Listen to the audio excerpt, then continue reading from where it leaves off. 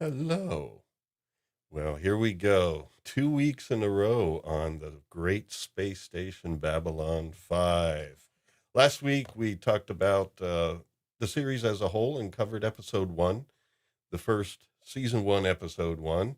We talked a little bit about the pilot, but we did basically that episode and Christopher Frank's music and a little bit about the series in general and everything. And this week we're doing the second episode because of popular request. But it's not just going to be focused on music. Of course, we're going to have some great excerpts from the show, but uh, I want to bring to bear something that was really powerful in Babylon 5, at least for me. And that was the way they addressed metaphysical and spiritual subjects. And at that time in the 90s, I was beginning my journey of understanding. And wow, this show really caught me when that happened. So, anyway, we have some special newness tonight. Shout out to Mike Gorley in the chat. He's taking this week off and he better get rested because next week he'll be on board for an album release party that we're going to have next week. Mike is releasing a new album and we're going to treat it like a real party. We'll hear some music, but we're going to do some fun things. Like we'll probably pin a few tails on a few donkeys and stuff like that. Maybe we'll bob for apples. Who knows? But we're going to have a party next week. All right. So without any further ado, I'm going to bring some folks on. First of all, I guess we should say ladies first. Oops. Oh, we have her intro video first. Sorry. Gotta do it or else I don't know, the contractual agreement won't be fulfilled.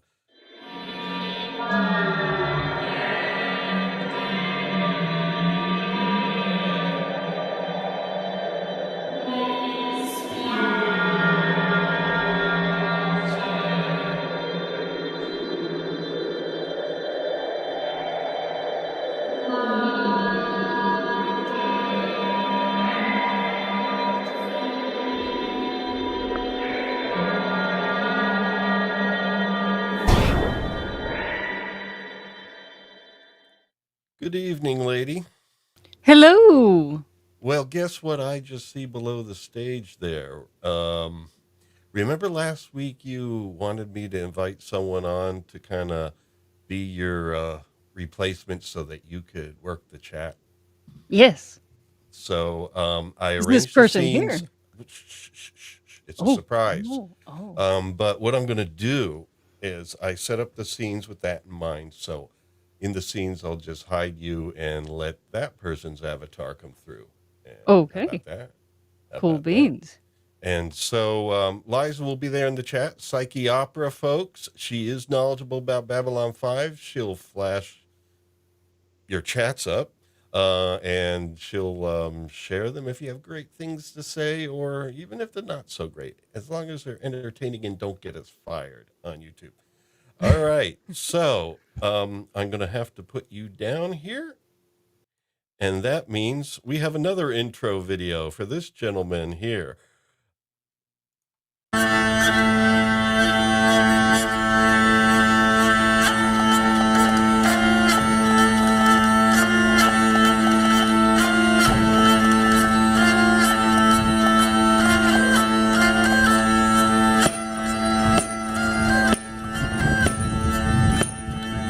Working hard today, fundraising for Star Wars Retold, the Praxium of the Pathfinders.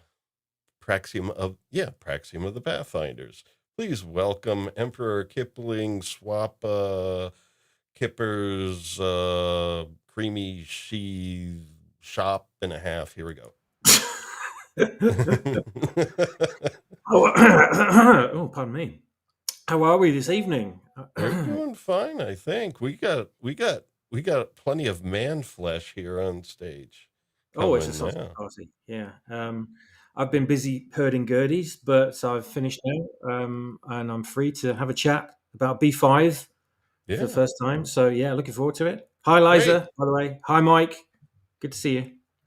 Yeah. We have also a link in the description, folks. If you haven't checked out Star Wars Retold on YouTube yet, please do. Praxium of the Pathfinders is a great story, and it's expressed now in an audio drama form with great sound design. It's an immersive experience. You folks need to check it out if you haven't already. Please do, please do. I would greatly appreciate it. Thank you. Okay, and all the way from last week, this gentleman's going to be joining us again. Um, Let me get the right intro here. Here we go. Be careful, folks. It's not, things are not as they appear. One rabbit stew coming right up. Look! Jesus Christ! I warned you. Here we are. Oh, Soft, furry, plushy. I have to say, I never thought I'd see Darth Vader playing the hurdy-gurdy, but I still love my rabbit intro. I'm gonna use that everywhere I go. Well, there's nothing more you than that little clip from our friends at Monty Python. Yes, they are our friends, even though they don't know who we are. They're still our friends. And now, last but not least at all, first time on Earworms. Many of you in the Brown Alliance will probably recognize this name. And I found the perfect intro for this gentleman right here.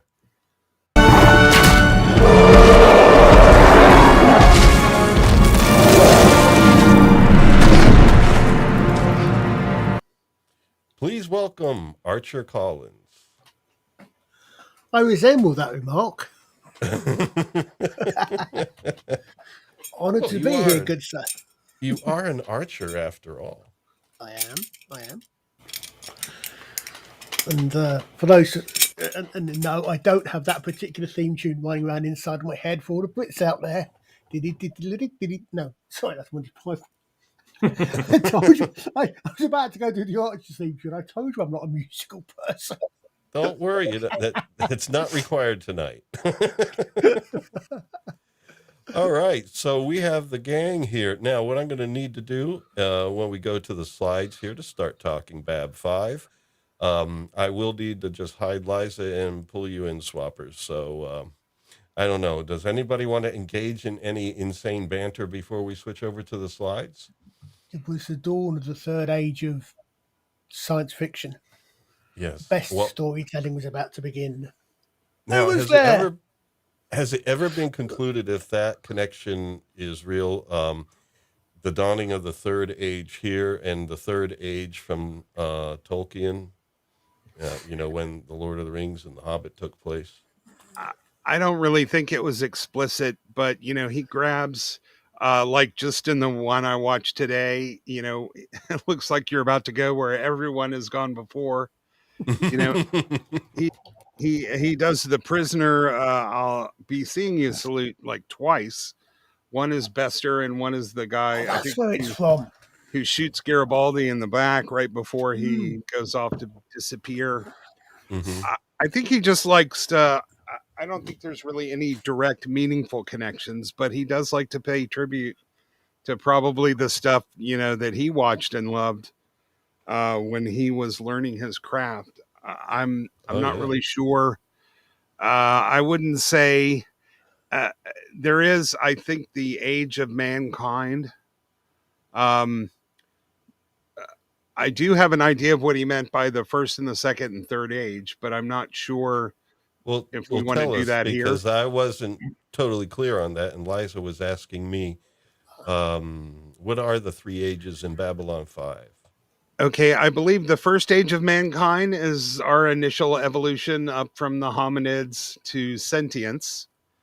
The second age was our ability to use tools and technology, but there were still elder races in the galaxy that were sort of shepherding on species. The third age occurs for all these species when the older ones leave the galaxy. And so the Minbari, the Narn, the Centauri, the Earthlings are basically the oldest races left in the galaxy. Yeah. Now, it might be humans up until they discovered space travel, then it was the second age, but I kind of thought it was the sort of emergence of technology. So, It but is somewhat more specifically defined. You're right. It's a little bit more specifically defined about a third of the way through season 4, where Sheridan actually explains exactly what the third age is, and you are pretty much. I've only saw that episode a couple of days ago, and I can't remember the details, but you're right. The third one is the third one. I would say the third one starts with the phrase, "Now get the hell out of our galaxy." Yeah. If anybody's seen that far enough ahead, that's where the third age of mankind starts, or the third age of, as you said, the younger races starts. Really, All right. Well, that sounds quite enjoyable. Although I did have to comment last week that there is one thing. I think it's no coincidence that there is a Centauri deity named Morgoth. yeah. So yeah. So Well, that's I mean, having binge watched 3 and a third season since last week, I've noticed also from my personal point of view the number of, especially since we had Monty Python earlier on, the number of Arthurian references. There's 2 episodes which are oh yeah. explicitly Arthurian references, and plenty of others in there as well. Yeah, the great David Warren from Tron Yep. that we covered a few episodes back. Yeah, he played Aldous All this, yep. Kayach, Yep. the Grail Quester. Really cool stuff. And then later there is someone who believes he's King Arthur. Yeah, from some he'll always be Noble the Seven himself. David Warner will always be the decapitated photographer from The Omen to me, but Yeah. I mean he is a masterful. Actually, he also played Jack the Ripper in Time After Time, Yep. across from Malcolm McDowell's H.G. Wells. So, Oh, yeah. so I have a little Babylon 5 Apocrypha here. It just says the first age is infancy. During this era, humans are confined to a single planet. The second age is adolescent, where humanity develops spacefaring technology. And the third age is young adulthood, beginning with the construction of Babylon 5. This age specifies a significant reaching of maturity for a species, a point where they are no longer bound by the limitations of their past and must learn to stand alone in the galaxy and make their own choices. Mm. All right, very good. So now we know. So In anyway, fact, go ahead. I was going to say, if you go on, I've always confused. I was trying to work out today what the ideal viewing order is. Specifically, whereabouts you should watch in the beginning,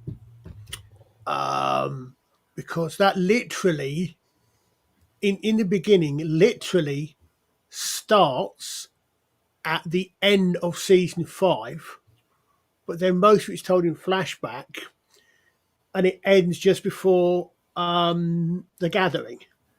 So you kind of watch it at the end of episode season 1, maybe. But that again, that also explains why, loops back to why in the pilot, it's Londo that's doing the talkover. Yeah, I've always sort of wondered why any confusion exists. For me, the viewing order would be the production order. Like, Oh yeah. if you watched in the beginning before you watch the show, it's going to ruin all of the revelations that happen across the the show. And it's just so rewarding for the audience as the show progresses that you see how well they tie things in, that the story, and when they jump around to different points in time, that it still works and holds together. Well, that's why I think probably if you want to everything chronologically, once you watch it a couple of times, but I would say possibly you could probably flip in the beginning into between season 1 and season 2, because most of what it covers, most of the things you spoils in quotes are in season one. But yeah, I mean, obviously the best way to watch is the order in which they're actually made. And do you Mhm. know why it holds together so much? Because there was no Babylon 5 story group wearing, Babylon Mhm. 5 as female shirts going around screwing with the canon. the That's hint why. is the number of episodes that say written by J. Michael Straczynski. Yeah, yeah. About 90% of them. Well, yeah. And so we might as well get to our story here, Soul Hunter. Mm. And here's our thumbnail. Yeah, people may wonder, who are these people? One of them's the Soul Hunter. What's going on with the others? In my thumbnails, I do like to put up, Mike, who's usually a regular panel of the panel. He's a regular member of the panel. And I use AI imagery of all of us. So Mike's there on the left. Just to the right of the Soul Hunter is Liza, apparently, and then me on the right. Now, AI is not totally up with what Soul Hunters are just yet. So that's why they don't exactly look like them. But I just do it that way because I'm wild and free. All right, there we go. So let us begin. And so here we are. Now, this is season 1, episode 2. So far, maybe some of the people viewing this at the time saw the pilot before this, but they were separated by enough time that maybe not. And then season 1, episode 1 was a great episode. We did it last week, and it was an introduction to the crew, the story, everything in the story. Really, it does gradually unfold, but it's not too slow. You know what I mean? The pacing of the storytelling is very good, but it's just right. It gives you little bit by little bit by little bit to try and piece together, what's going on with Sinclair's memory, this war with the Membari, and his role in it. All that comes in gradually, and this episode does add to that. But it also adds to the lore in a way where, I mean, this show is very good about kind of like touching some of these heavier concepts that would be in like different spiritual philosophies. I think there are some occult undertones to it and some, kind of hidden wisdom sort of things in it. And that really fascinated me. So the way this starts here is, let's see. Yeah, in space.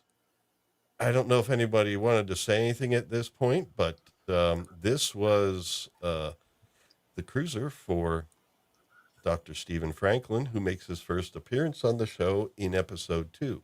And there's a number of characters that kind of get layered in over the course of the first several episodes. Like Lanier comes later, and so does Yeah, Natoth, I was and so surprised. forth. I was surprised at how late Lanier came in. Yeah, yeah. When And I rewatching it, think it's like, wow. if you go back one slide, Mm-hmm. because I was going to say another thing that she can't see very well, but the not the shuttle, but the actual liner.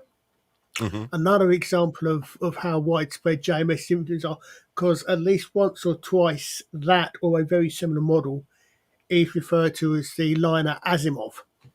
Oh, okay. Yeah, good reference Um, there. yeah, so again, you watch all the way through the references and the ideas that come in there. That's right.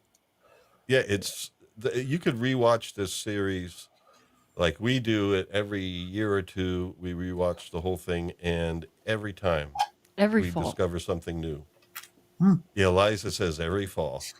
You folks may not be able to hear her right now because she's not on stage, but I will convey anything she wants to share with you.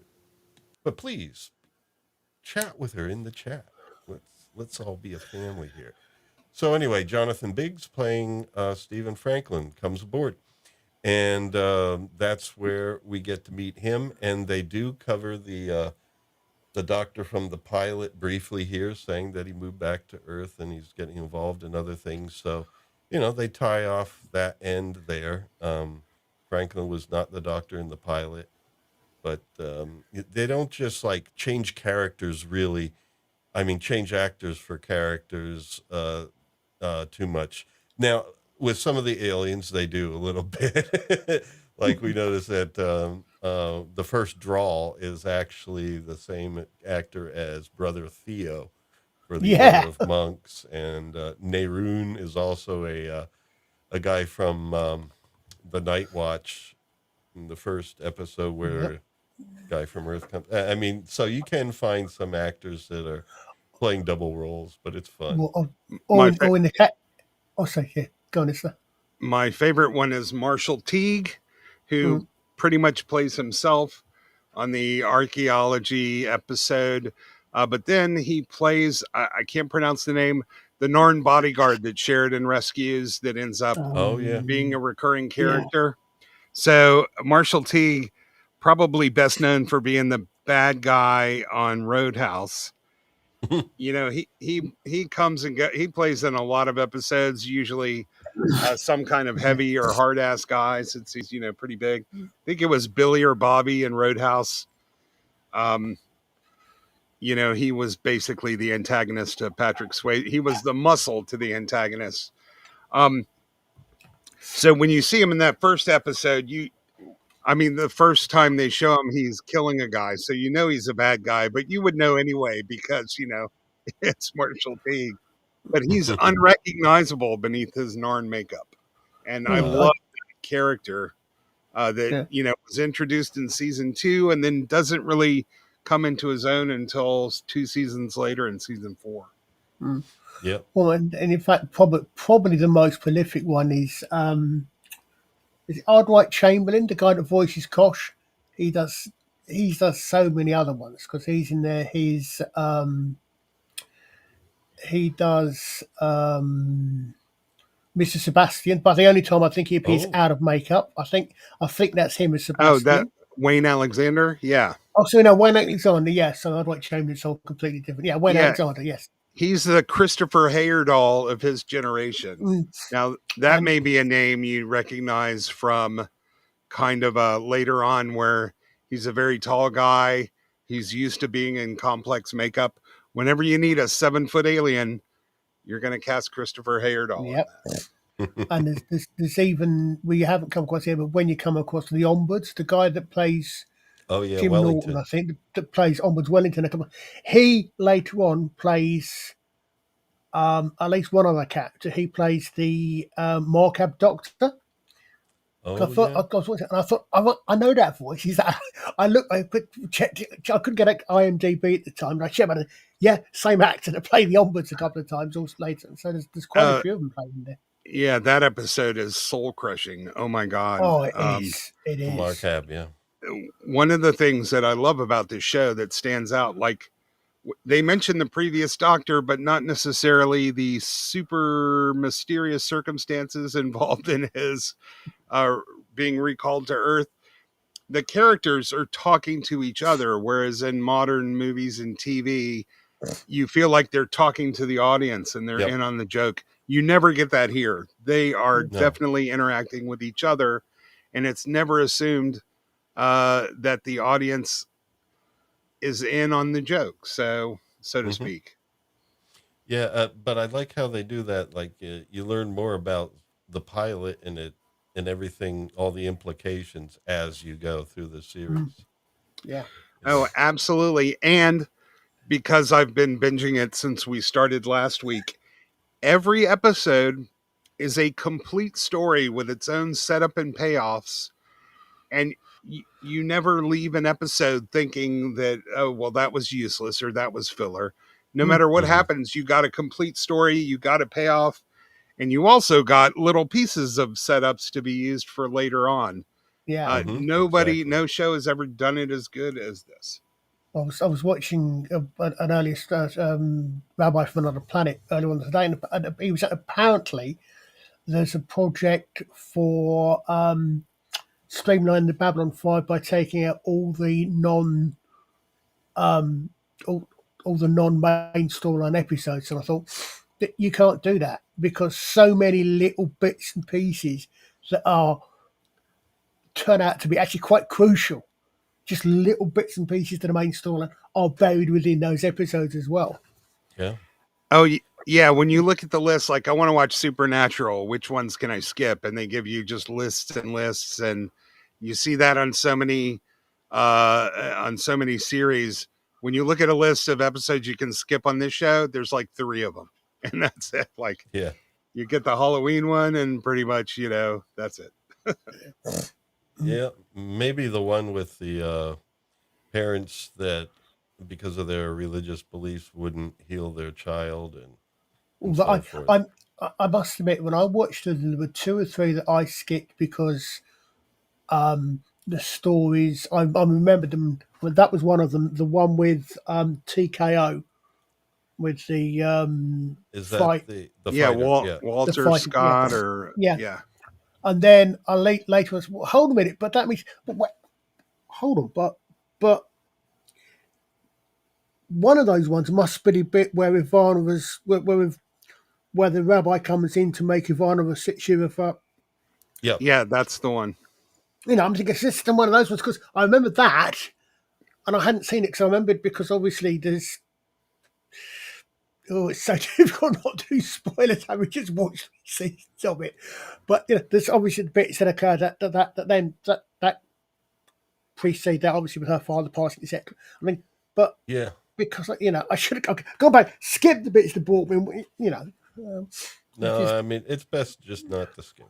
Yeah, and if you skip those, you're missing on some of the best character stories Yeah, and character definitely. development in the show. And Dr. Franklin is one of those masterfully complex characters. They should have called him Mother when he first came on board, because he's everybody's mother. He is nagging, he's nosing Mm-hmm. himself into everybody else's business, and he's really annoying, but in a humorous, caring kind of way.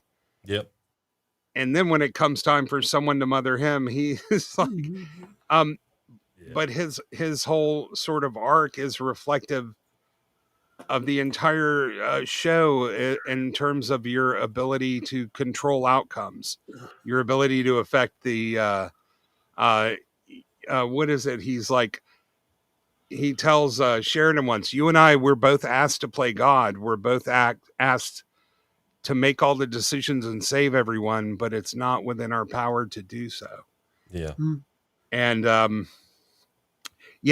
Franklin's one of those that it's just you can kind of see the bones of Bones McCoy in him, Mm-hmm. but he really takes off in a direction that I don't think anybody would have expected. No, he's a unique character. Well, let us move on here. We're on slide number 3, I think. So Okay. here we go. Yeah, we always do this. We had the credit titles yet. No, I'm not doing the credits. Don't worry. No, I say we're not up to the credit titles yet. Yeah, we haven't gotten there. So anyway, there's an alert here because there's a ship coming through the jump gate, and it's kind of mysterious. It's a configuration they don't recognize, and there we go. Awesome graphics there. And then here's the jump gate opening up. Beautiful stuff. And there's an alert there because the ship is not in good condition. It's actually rolling around. And I do have some clips, some video clips to show. And I think one of them, because I have to keep them short, it doesn't give you the full extent. But in this show, the space clips, you really do get that sense of space motion. Things rolling and continuing to do so until there's a reason for it to stop. Yeah. Inertia works, and it's just a great job. But anyway, that's the Soul Hunter ship kind of rolling through. I'm skipping the intro, and that's just an indication that that's all they had before the opening theme. And so Jeffrey Sinclair is going to go out to try and get the ship. And they're worried because it's like, all right, when should we shoot this thing down? Because it'll just crash into us and cause damage, some serious damage. And he's saying, well, not just yet. I'm going to try to grapple it. And so she's like, okay. And she gets the guns ready anyway. And these things with the gun ports opening up and coming out, I mean, it's just beautiful stuff. They put a lot of attention into that. And here's Sinclair launching his Star Fury. And there we are. There's an outside shot of the Star Fury approaching. And they do the engines just right, like the ones on the left side of the screen there. When they fire up, you do see it turn backwards that direction and so forth. So you get that feeling of, braking thrusters as well as turning thrusters and everything. All Yeah, the right. laws of physics have not played such a role as a major character in a sci-fi anything since 2001. I Yeah. love it. They were very keen on getting that correct. Yeah. And what's next? I believe I have a video clip coming up soon, so I'm watching for that. But yeah, this is where he attempts to grapple the ship. And where is my clip? Where is my clip? I know it's coming here somewhere. Uh-huh, uh-huh. Well, they're getting nervous because it's getting closer and closer to the station. There we go. There's my clip. So clip number 1, we get to watch a little bit of video. I'm going to load it up and then we'll switch on over there. Did Hey, isn't Swapper supposed to be I here? just thought of that. Dope. Holy sh! Yes. Sorry, swappers. Swappers, I can hear you at Yeah. any time, so you could have just say What's that? something. You've been very quiet. All right. Well, I can hear you, but the audience can't until You have to bring I him take- on stage. Yeah. Yes. Well, he's underneath Oops. you. All right. So let me just load the video because I Well, already was going there. Oh man! If there's something that could possibly be forgotten by me, it will be forgotten. Here we go. We're going to take Liza and hide her because this was her idea. And there we go. We have swappers. There we go. Yeah. Yes. Yes, I will need people to point things out to me when I'm doing something wrong. Because I'm not all that swift. All right, so here we go. Over to the video. Click, click, click. And I wanted to capture some music and a little bit of space motion here, but as with everything, we got to keep it a little bit short so YouTube doesn't get upset. To shoot it down, I would think that they might have wanted to do that sooner. Well, and it just occurred to me that, oddly enough, we just said how great they are for physics, and okay, so just clamping on it stops its rotation, does it? Okay, why does the rotation affect a starfighter? I mean, this I was actually thinking a little while ago when you started showing this, but this is actually a really interesting, I think, point of where you have to have where the limitations of storytelling with especially when you're concentrating on main characters, kind of overrules the logic, because you would have thought in someone like this, you would have thought logically that the station would have a crew trained, or part of whose job is an emergency crew to look after someone coming through in trouble, logically speaking. But obviously, for the story point of view, the story it needs to be Sinclair, or Sheldon later. I get confused with the two. Sinclair, Yeah. or one of the other men out there doing it. Yeah.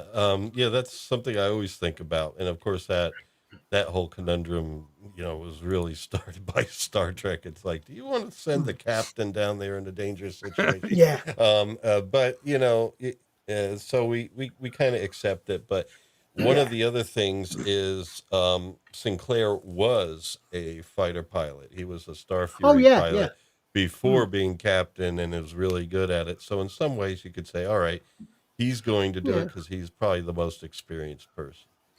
And they do have a crew of maintenance bots that are routinely sweeping the surface of the station. But I did want to note, so Babylon 5 is about 1 kilometer in diameter, and it rotates about once a minute, which is how fast you would have to rotate to simulate about 1 Earth G on the inside. So they do get that right. There is a line at some point where Ivanova says the ground is spinning 60 miles an hour beneath them. Oh yeah. It's really spinning about 120 if they're doing about 1G. But Yeah, we saw that last night. But yeah, either way, Mm. it would have been bad for Sheridan if Kosh yeah, wouldn't have I dropped his just robes. Yeah. I just figured Ivanova was wrong more than the setup, the world building was wrong. Well, it's not her fault. It's the writers that wrote that line for her. All right. So anyway, now we get to see Delenn come down and say, "Well, I hear you guys rescued a ship." Of course, she didn't say it that way. Minbari don't speak like that, but she said, "I hear you guys rescued a ship, and it has a person in it." And then Sinclair's like, "Yeah, but we don't recognize the configuration of the ship or anything." And she's like, "Well, I'll take a look at this person."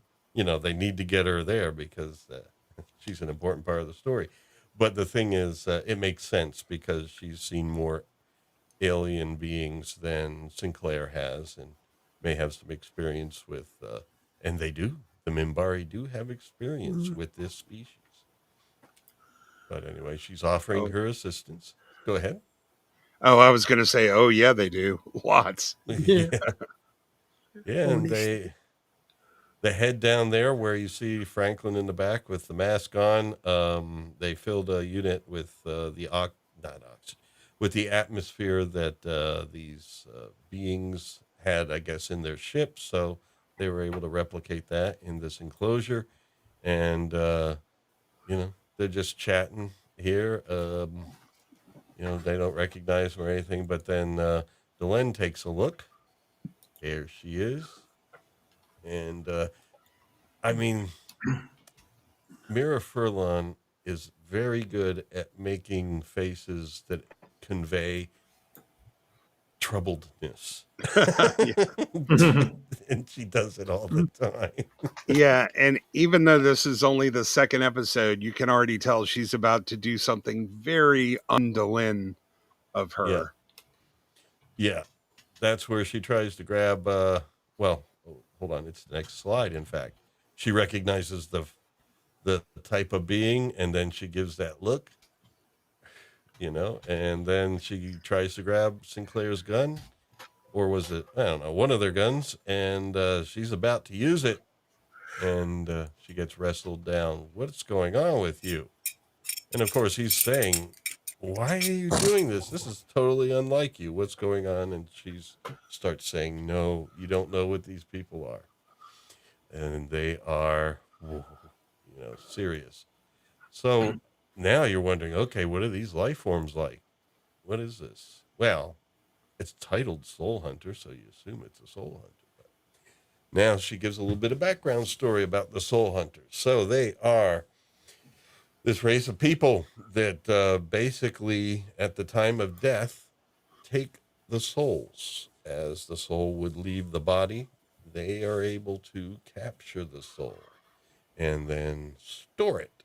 And that's what their mission is, to do that. And the Mimbari have a belief system where that's not a good idea, where they don't want you to take their soul, basically. They're not down with that. And, they're, so they are, even though pretty much most of the different species, most of the different alien races don't like soul hunters.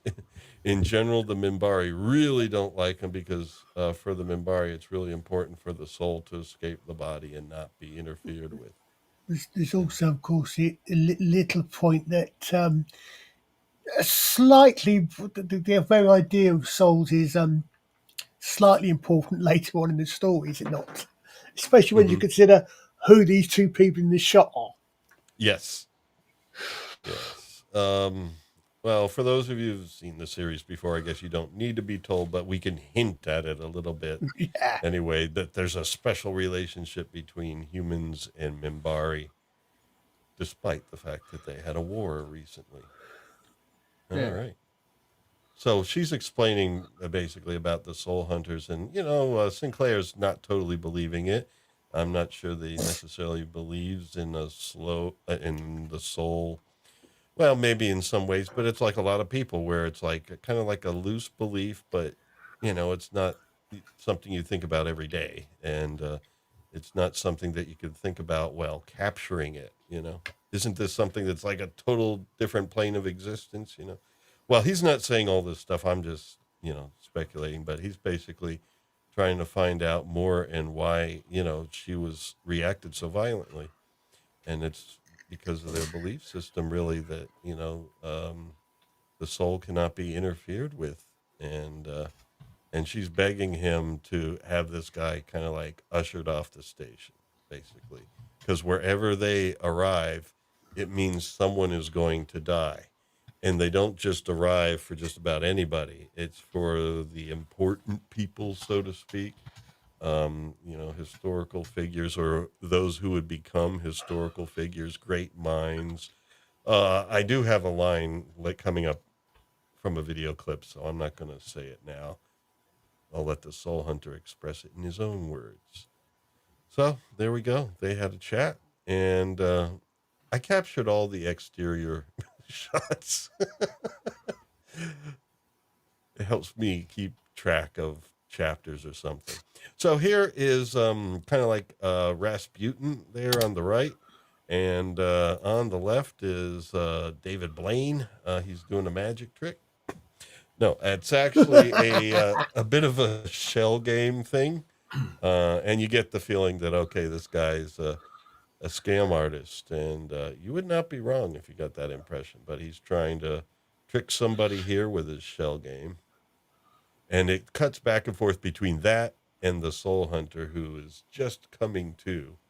And his spidey sense got alerted to the fact that somebody's about to die. So they can sense when death is coming, which is an important thing for later in the plot, when we talk about that coming up. But they can sense when death is coming, and they can even hear in the sound design the heartbeat and everything.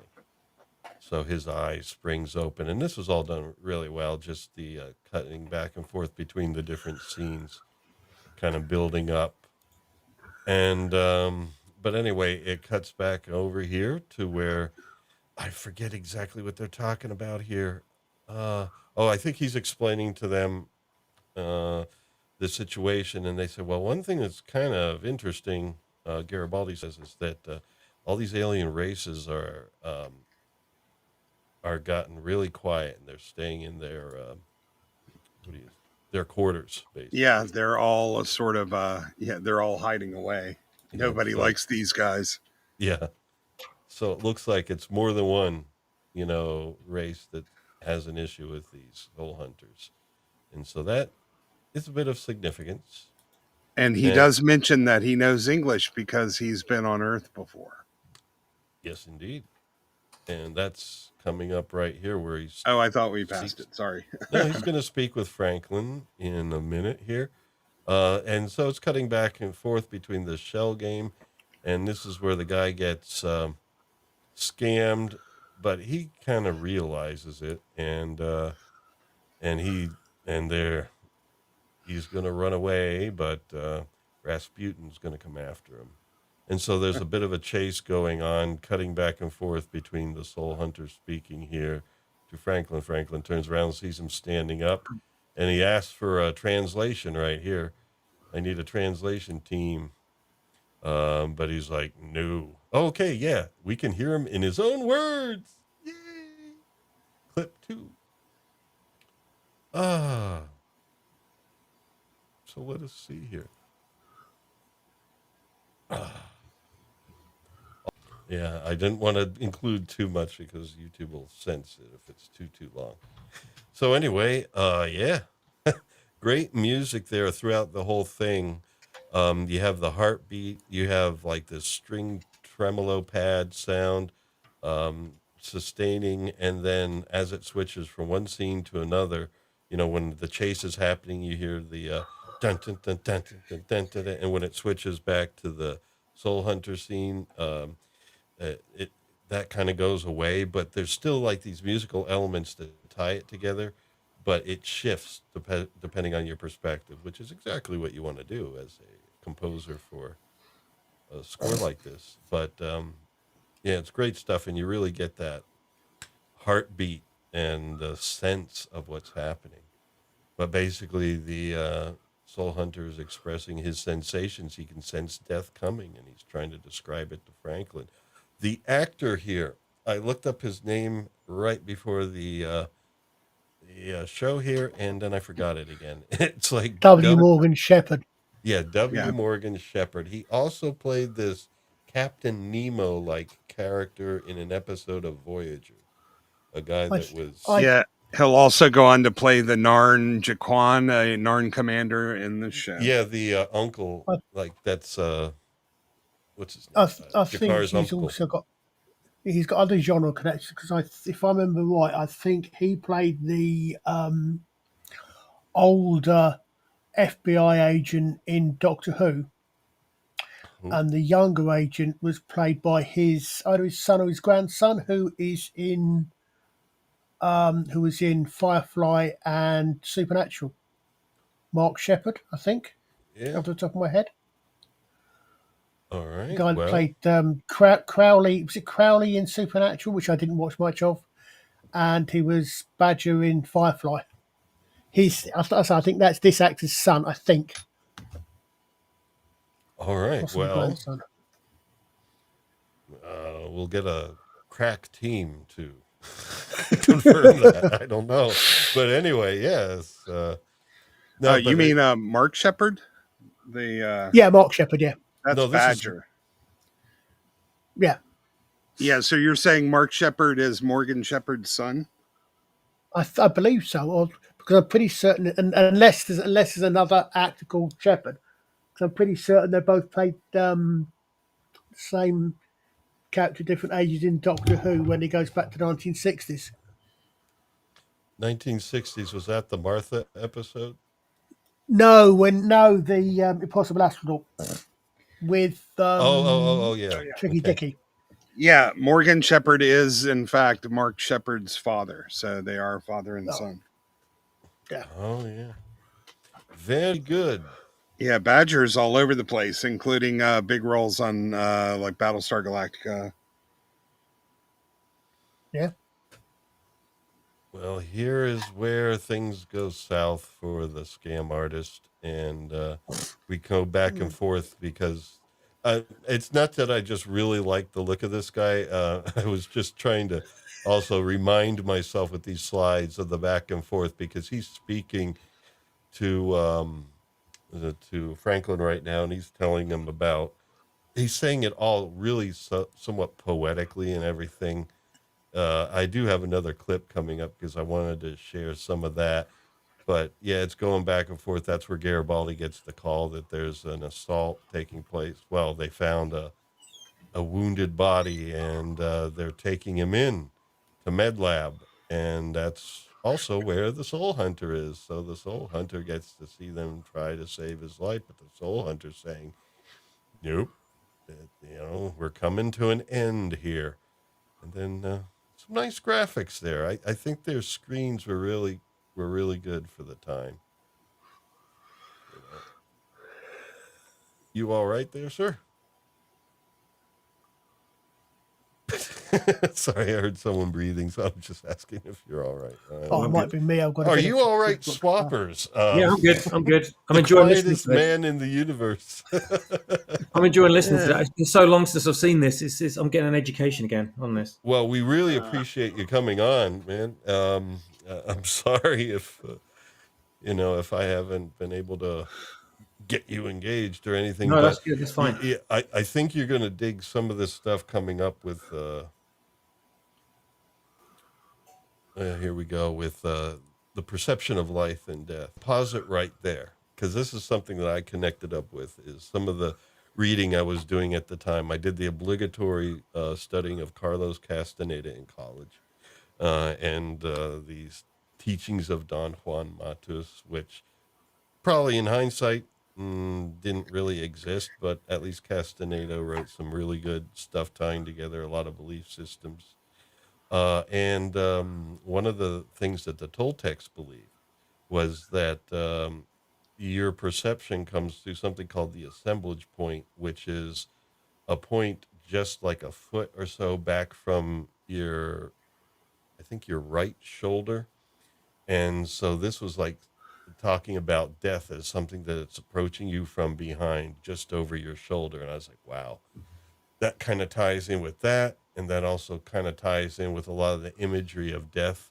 The guy carrying the sickle, kind of like pointing at you and tapping you on the shoulder when your time has come. All these kind of like references from legends and lore throughout the world get tied into some of these belief systems, and I thought that was fascinating. The transition there. A shadow. The long exhalation of the spirit. Can you The long exhalation of the spirit. I just love the writing here. see it here? Gone. Gone. Yes. But, great lines there. So anyway, that's the end of the scam artist there. And that's where, Franklin, who doesn't believe this stuff, and his remarks so already, is like, man, how did this guy know this one was going to die? And he, basically he started this whole, waking up and predicting what's going to happen before, the stabbing took place and everything. And just the timing felt like how could he know unless there's something to this? But Franklin still doesn't quite believe. So anyway, there we go. You get more of an explanation from him about it, although it's kind of cryptic. And then I have another clip. But a lot of these things tie in, and especially later the shadows. I connected that up with like the flyers from Castaneda's books too. These large dark entities that harvest our luminous energy, basically. Oh, I've said them, and I think someone mentioned, we were talking back in chat last week. I think someone, I can't remember who it was, confirmed that Straczynski had also admitted being influenced by the original space opera of Doc Smith and the Lensman and the like, with the Arisians and the Adorians, and sort of science fictiony cosmic, as much cosmic power as the cosmic horror of Lovecraft. And I always think of those two, the shadows and the Vorlons are the equivalent. I always tend to think of the Arisians and the Dorians. Oh yeah, much more so than the Cthulhu mythos. Yeah. The thing about, I understand Dr. Franklin not believing this, but considering all the years he was a space hobo in order to, Yeah. he shouldn't have been surprised at it as he was, since so many of the alien races in the show have very strong spiritual beliefs. Yeah, and he's a foundationist himself, Yeah. when he later goes Yeah. on the walkabout and everything. So he does have spiritual beliefs, he's just not religious. But yeah, I guess for him, I don't think it was so much that hearing this stuff was a big surprise to him. He's just like, no, I don't believe it, Yeah. I mean, he deals with life and death all the time, and he feels that, when the body shuts off, it shuts off. If there's a soul, it's like not connected directly to the body, I guess, as this seems to be. Or at least, I don't know, that might be my take on it. But I mean, this is only episode 2 of the whole series. So Yeah. Yeah. this is like, we're talking about early on in the character known as Stephen Franklin, who just showed up. There's, I was thinking again, you watch it through, you notice there's one of the major differences you get between season 1 and season 2 is the Minbari. Between season 1 and season 2, the Minbari acquire an entire third cast.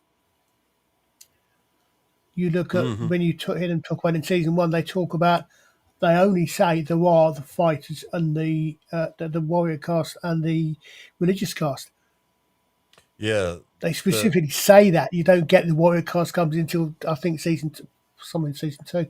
Yeah, the worker cast. Yeah. They don't Yeah. mention the people doing all the work until Yeah. later on in But I the mean, show. yeah, well, the thing is, I remember noting they specifically say there's only two, and yet later on, everything in Minbari revolves around the three, which it does.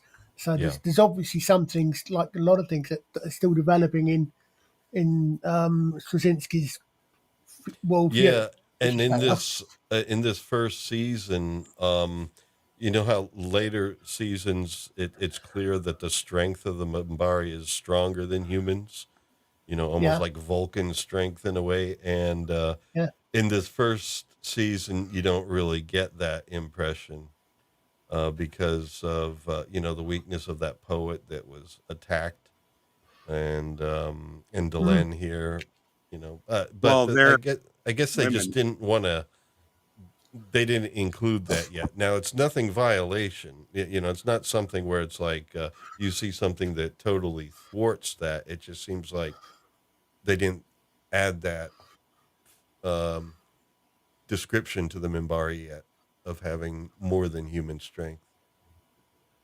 Go ahead, Ista. You were saying Oh, something. yeah. I mean, and it could just be a tremendous disparity between the male and the female Minbari as well, because we Yeah. only see those first examples are the women. Yeah. Oh, Mike, I respectfully think Ambassador Malari would disagree with you on that, with on what? the question of cats.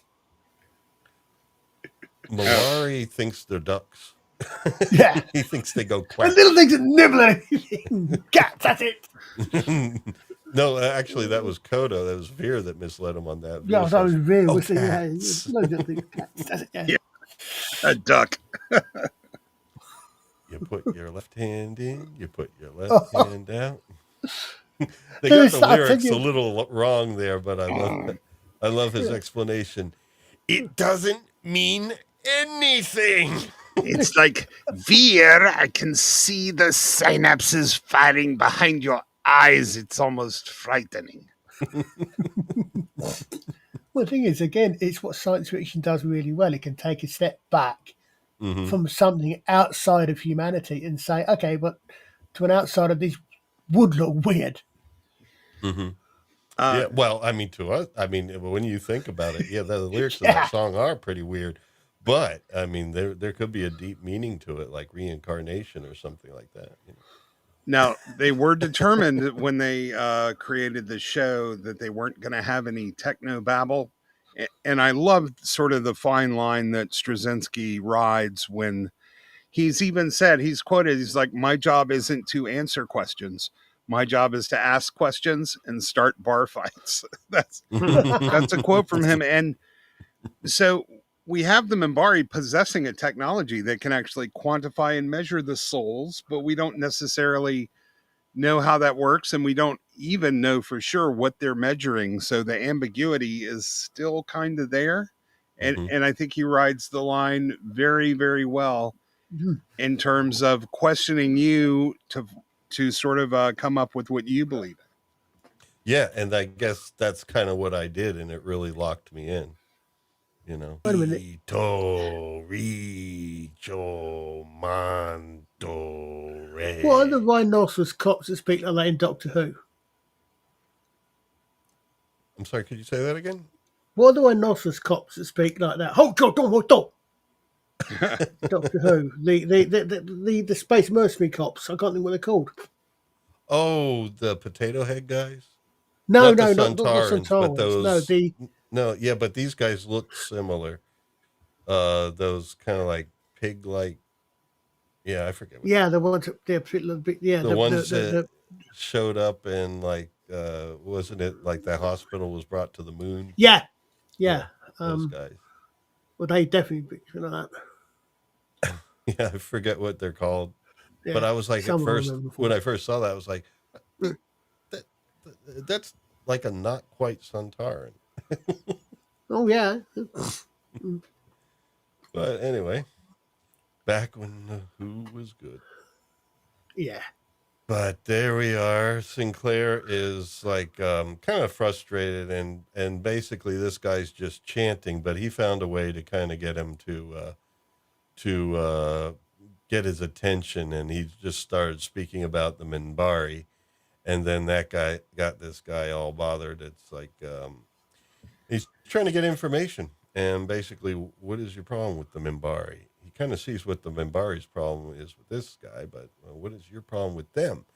And he remarks that, they're, I forget exactly how he described it, but he talked about mirrors in their eyes, endless infinities, almost like, the Minbari are almost like, I don't know. He says he looks into their eyes and he sees like mirrors. It's almost like, I don't know. Maybe it's because they know what he's about.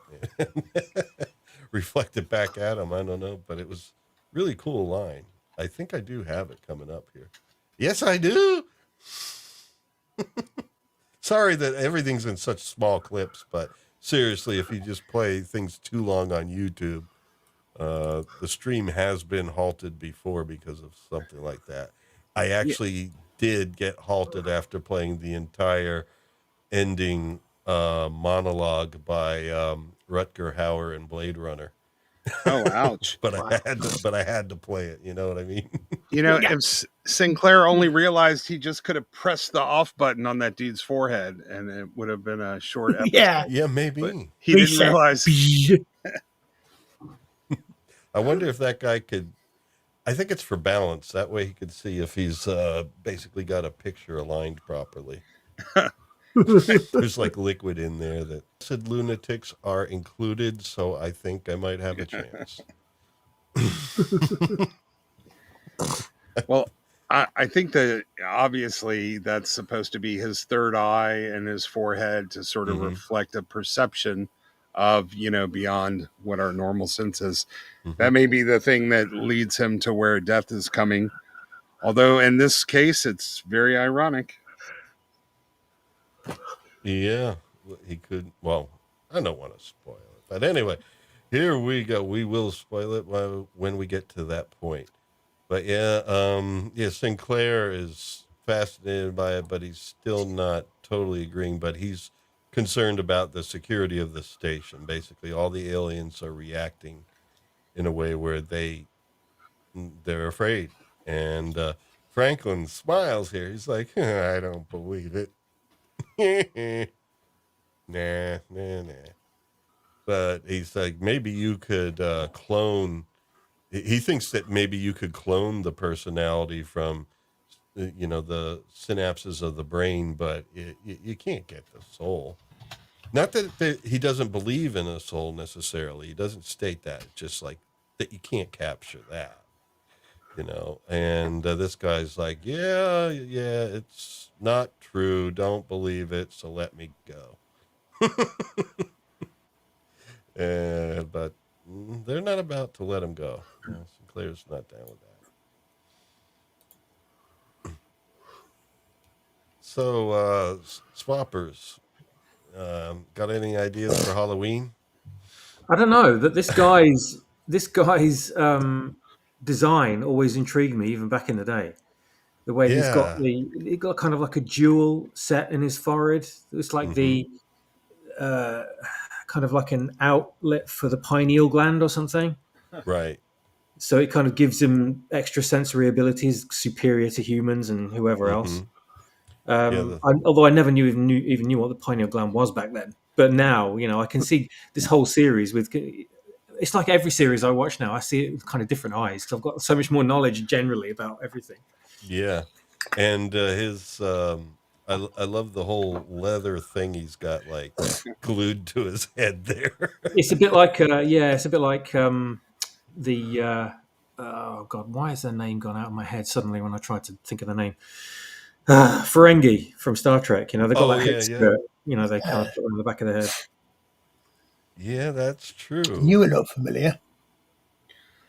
But it's cool that the show establishes he's not delusional. He can actually sense death coming. So that is one of the things that we learn up till now. Oh, I haven't seen that. Liza, that chat you just brought up, I haven't seen that avatar before. Yes. Oh, Gavin Blackburn. Okay, Gavin Blackburn. That's a familiar name. Thanks for joining us, Gavin. I recognise. Gavin, is that Lost in Space or possibly Buck Rogers? No, it looks earlier than that, like a Uh, 1940s or 50s. I can't really see; it's too small. But yeah, I mean, it looks. What are you asking about? He's Avatar. Oh, okay. Gavin's Oh, Icar. I just thought that was cheap C-3PO cosplay. I don't It know. looks. I don't It know. looks familiar for some reason. I don't know why. It probably turned out to be completely AI. It might be a David Lost in Bowie Space. Thank you. outfit. Yeah. Okay. I thought that looked like, yeah, it's really weird that you think, I thought, looking at it, think, yeah, that looks like I have no idea why, but that looks like the Jupiter 2 in the background. oh I yeah, have no idea why, but it looks like the Jupiter 2. Hmm. Don't look familiar. Cool. See, this is what you get when you get really old and you watch far too much science fiction.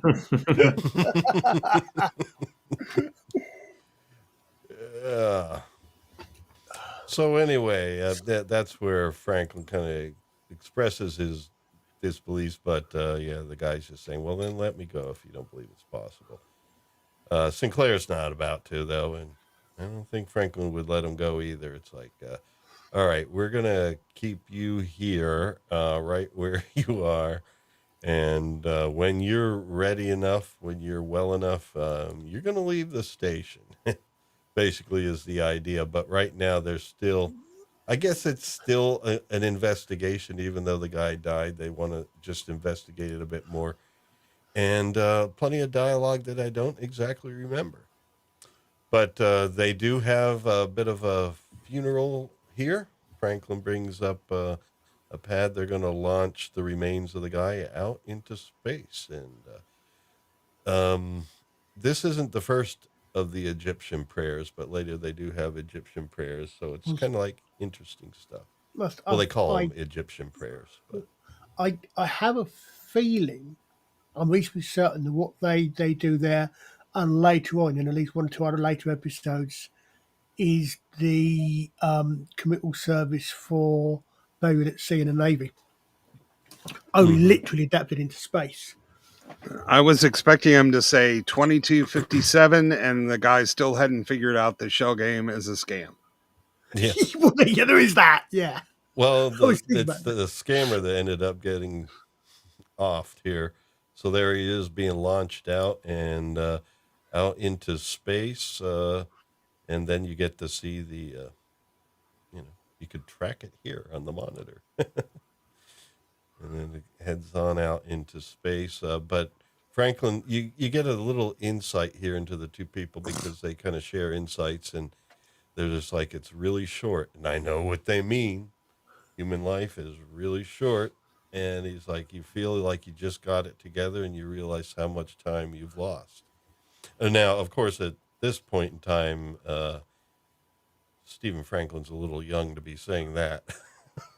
Wait a few years. Feels even worse. But she has a far more pessimistic, well, I mean, that's pretty pessimistic, but she's even more pessimistic about, he said, like, you live only about 100 years. And she's like, yeah, if human beings lived 200 years, they'd still be human and they'd still be screwed up. So, she's like, the extra time wouldn't make much of a difference. There we go. There's the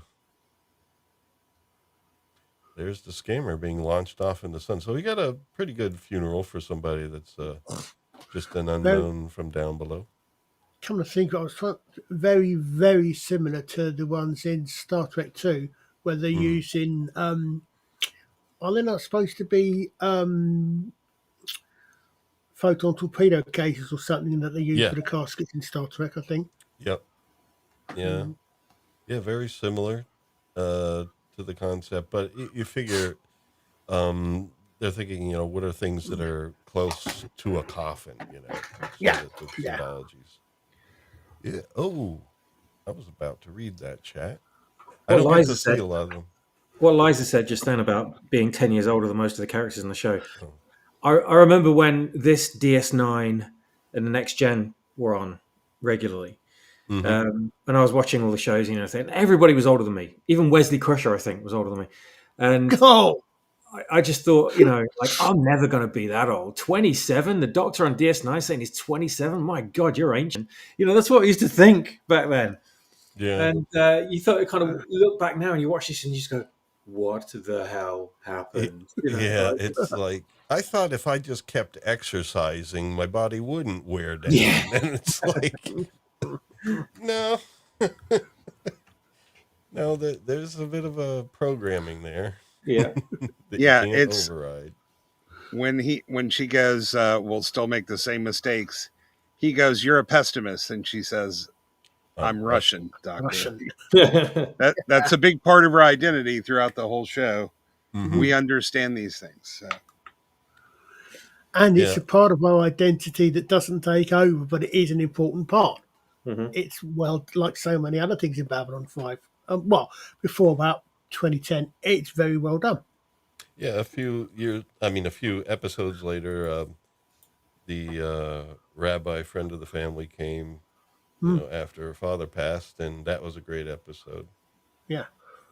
And the bond between her and Sinclair and everything. You really get to know and appreciate the characters. Mm. They all have What, their strengths and their weaknesses.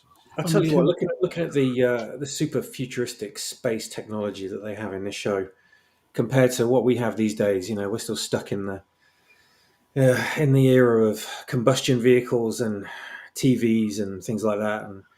But we do have these incredibly advanced things called cell phones and tablet Mm-hmm. computers that we use an awful lot. I can't wait for the future when we don't have to deal with those things anymore and we can live like they do in this show. Well, yeah.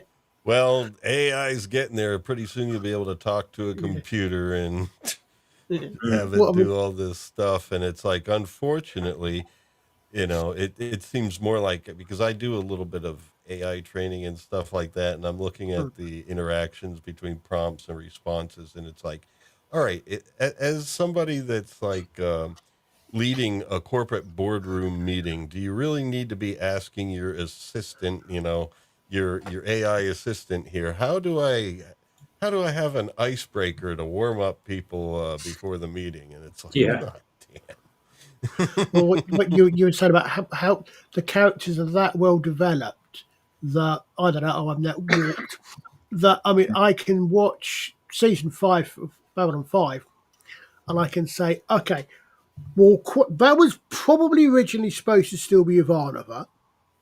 Mm-hmm.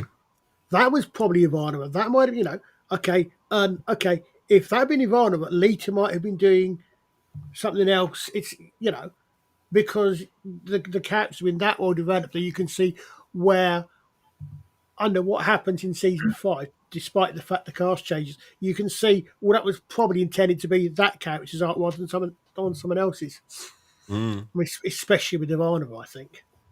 Oh, one thing that Mm. we were thinking about was, like the ceremony on the where everybody's bringing their religious beliefs, all the alien Oh yeah. cultures, and the ceremony that Sinclair had, where his girlfriend told him afterwards that that also doubles as a wedding ceremony. So you could kind of see what they were thinking of doing with Mm. Sinclair, and then of course they had to bring uh, Sheridan in, and then kind Yeah. of change that up a little bit. But I'm just thinking that I bet that was going to lead to that, and I bet his girlfriend Catherine was going to be like Sheridan's wife, his late wife. She was going to be the one to go to Zaha Doom and Possibly, yeah. and then be taken Interesting. by the Well, this, the thing I have with those is I find that later on in the timeline, I find it a little bit slippery because if they wake up the shadows, if it's Eucharist that wakes up the shadows, how far was that before the first episode of season 1? and how long have they been around? Because then you've then got later when you find out, but apparently the shadow agents have been doing things apparently for quite a while. There were times when I think you have to be a little bit thinking about you have to accept, okay, this is a TV show. You don't necessarily want to examine it very closely because you have to accept the limitations of writing for TV shows. Oh yeah.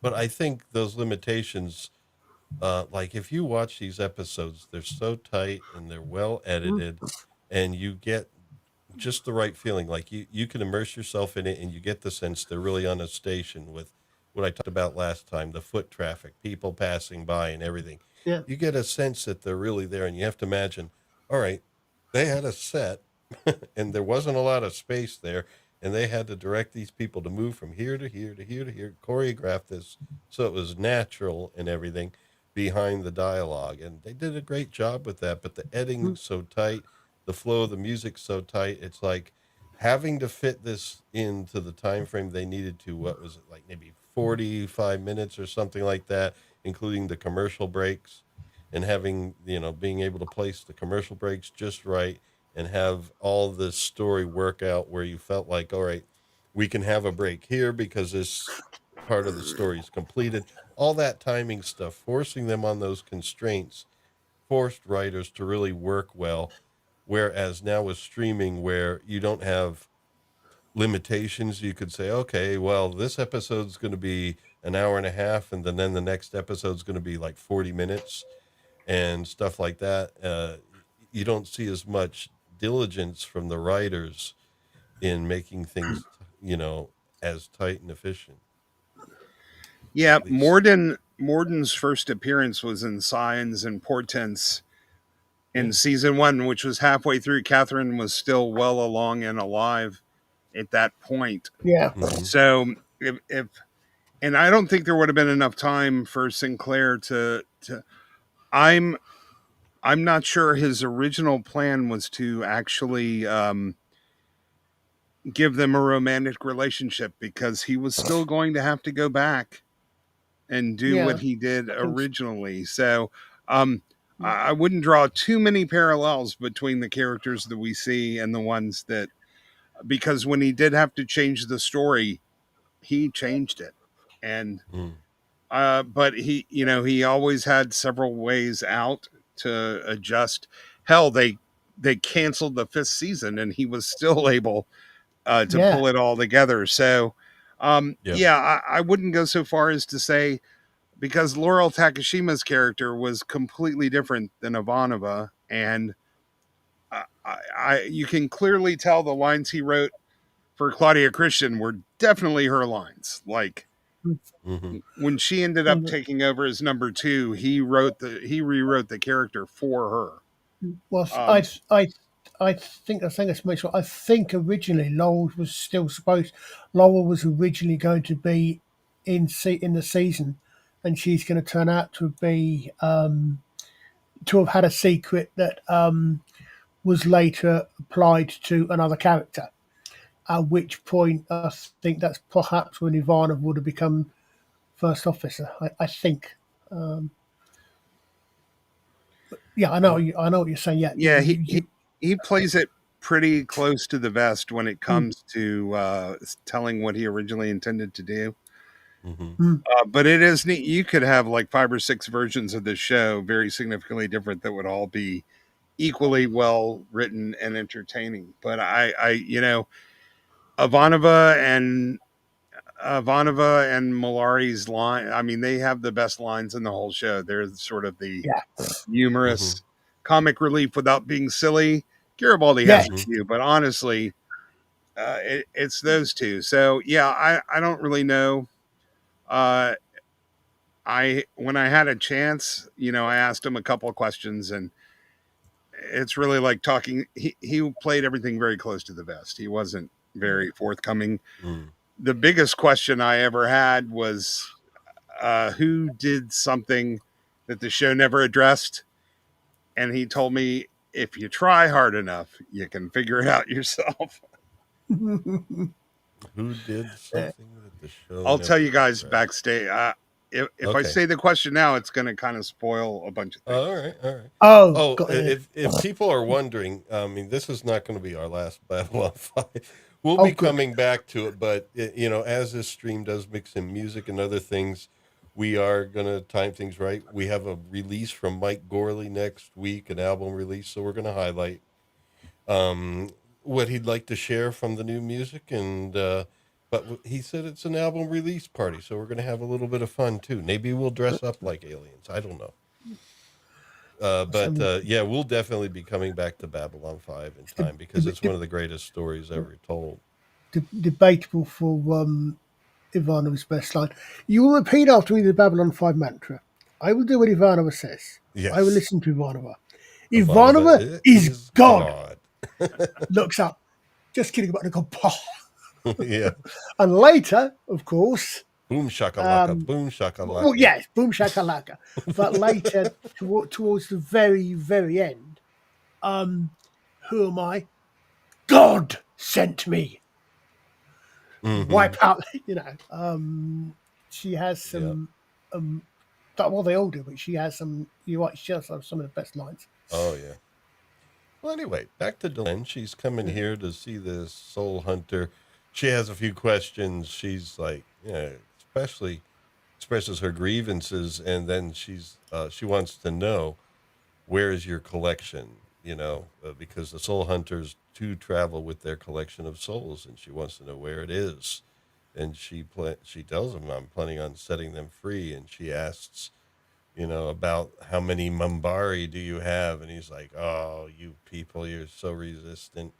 Not as many as I hope. And then he starts mentioning Dukat, where we get into the history, like the Earth Mimbari War in Dukat, and how, the Mimbari kept the soul hunter from capturing his soul because he was a very wise and important Mimbari figure that they wanted the soul for, and the Mimbari wouldn't let them get it. But then he notices, wait a minute, you're from the Grey Council. You're a Satai Delenn. What are you doing here playing ambassador?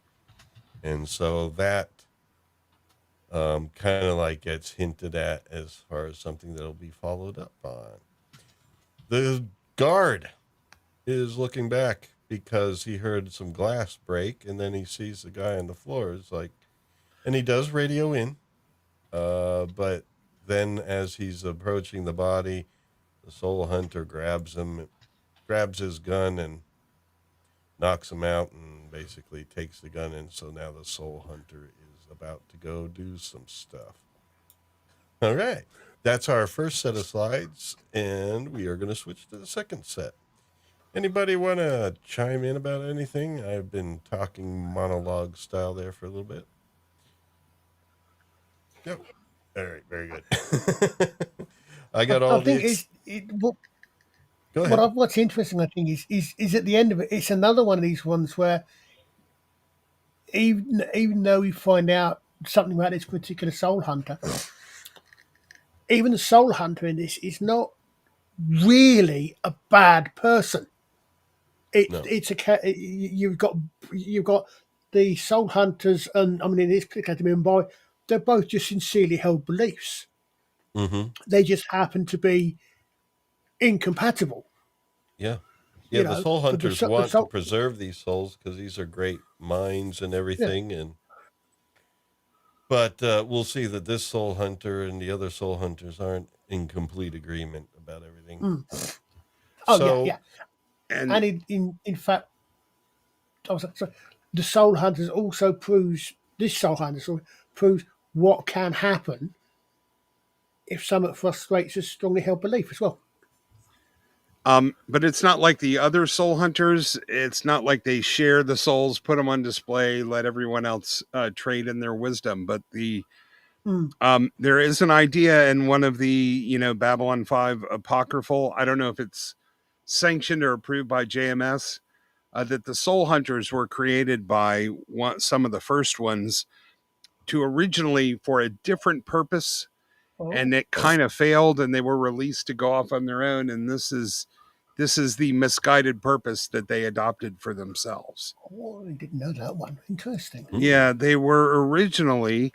So the idea is they were originally created to preserve people of Lorien's race.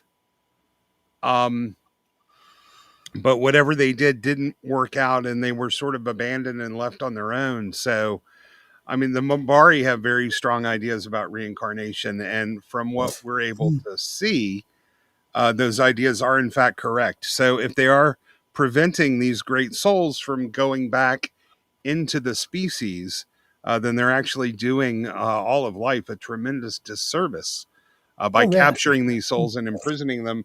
And it's kind of fed out. It kind of is borne out by how this episode ends that we'll see. So I don't want to hold us back too long.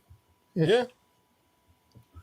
All right. Seeing like we can progress here. All right. So there's the station. I got all the exterior shots. It's like chapter markings, so to speak.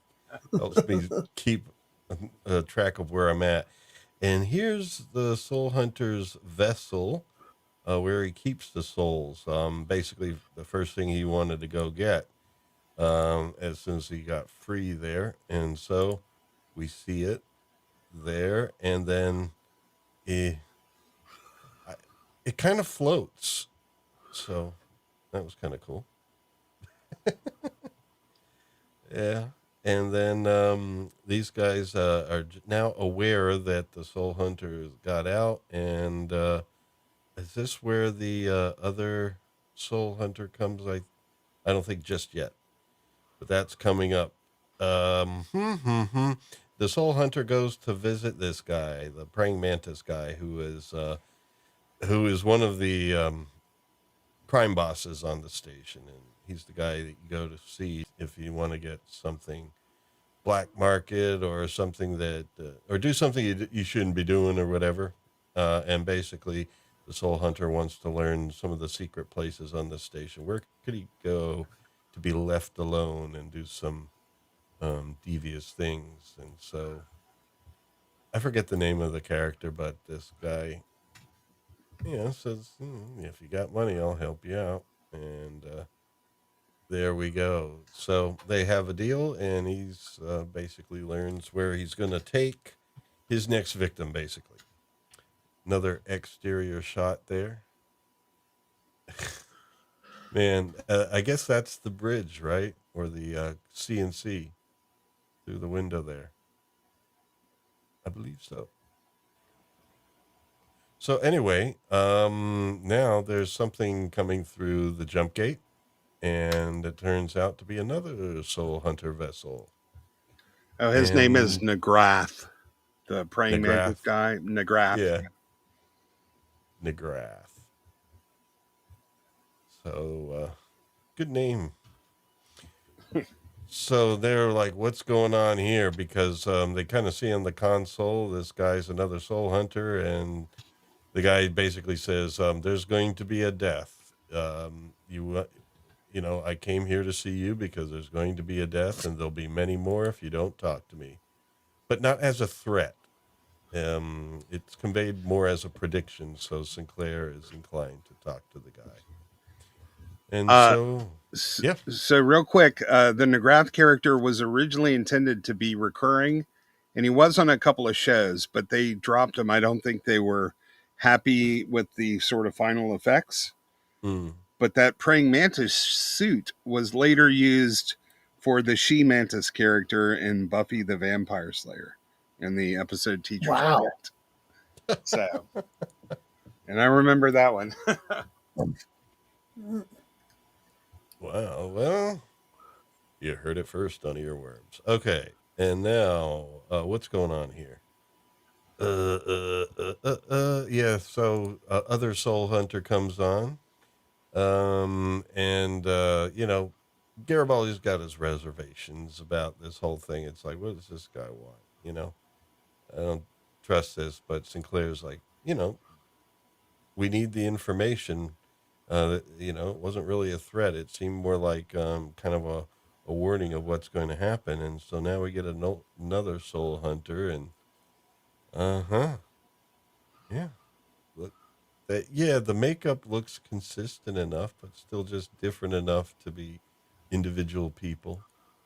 But yeah, looks looks good. And I forget what they're talking about. I guess the Oh, Soul Hunters. Yeah, he's explaining a little bit. Go ahead. oh, she goes another soul hunter. What is there, a convention? Yeah, I remember that. Yeah, and there's Delenn in her quarters. So you see the other Soul Hunter arriving, but the conversation doesn't get completed just yet. A lot of cutting back and forth, which actually does help stimulate the interest as you go. But we see the Soul Hunter coming into Delenn's quarters.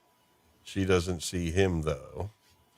And there we go. We're in the elevator now. And now the Soul Hunter's explaining basically more about them, what they do.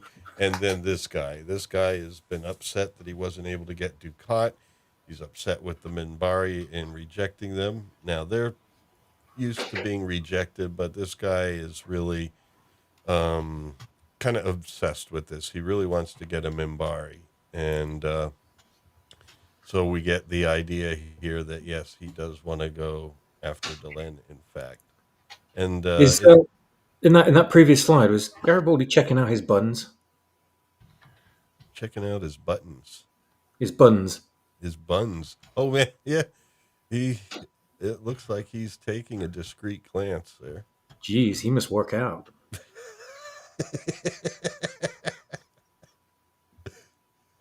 Oh boy. All right, now what? Well, I mean, the story continues to be explained. And basically, little by little, we're seeing the one Soul Hunter setting up what he's doing. And little by little, you're getting more backstory from the other Soul Hunter. And now you see he's got Delenn there.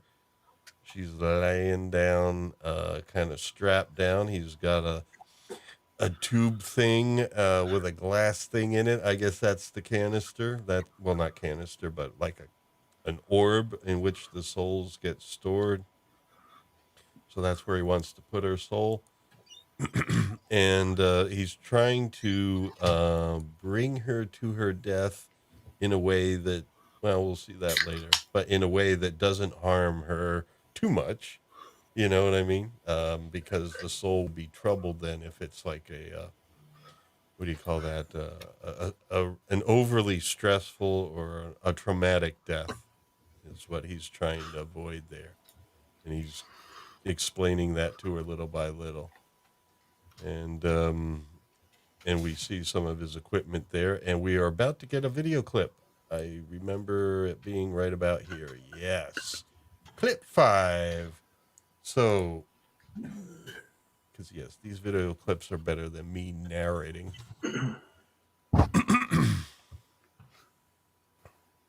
Oh, man. Here we go. React only for the greater good. The Minbari don't seem to think so. Oh, wait a minute. I played that one. Wait a minute. It says 5. Well, maybe let me try 6. Maybe I am on 6. Now the Soul Hunter is going to take her soul, and she's tied down. There's nothing she can do about it. So that's the anguish, that she's expressing. He's trying to do it in a way that's pain-free by taking out her blood and I guess replacing it with something else that's going to put her down faster. Yeah, it doesn't look all that pain-free, but Yeah, so why not just presumably, and there must be some reason why she has to be conscious at the time. Otherwise, the humane, for want of another word, would be to knock her out so she's asleep when it happens, so she doesn't feel any discomfort. But then again, this is more that would be as dramatic. So yeah, I don't think there's any good way to die, really. probably not. Oh, I don't know. I can think of a few. I won't repeat them here, though.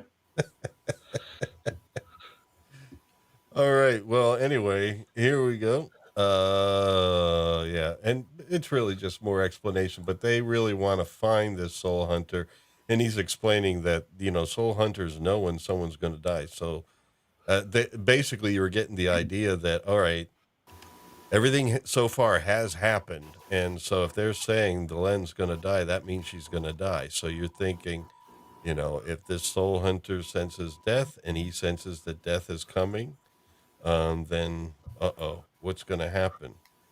But the key is they only sense that someone is going to die, that they sense the death that's coming. But it leaves it open there for a bit of wiggle room. And there he points out where he senses this death coming. And so they spread out a little bit to try and find this place faster. And we see the blood being drained. Looks a little like Kool-Aid, but I don't know. That's a rather antiquated flashlight. Yeah.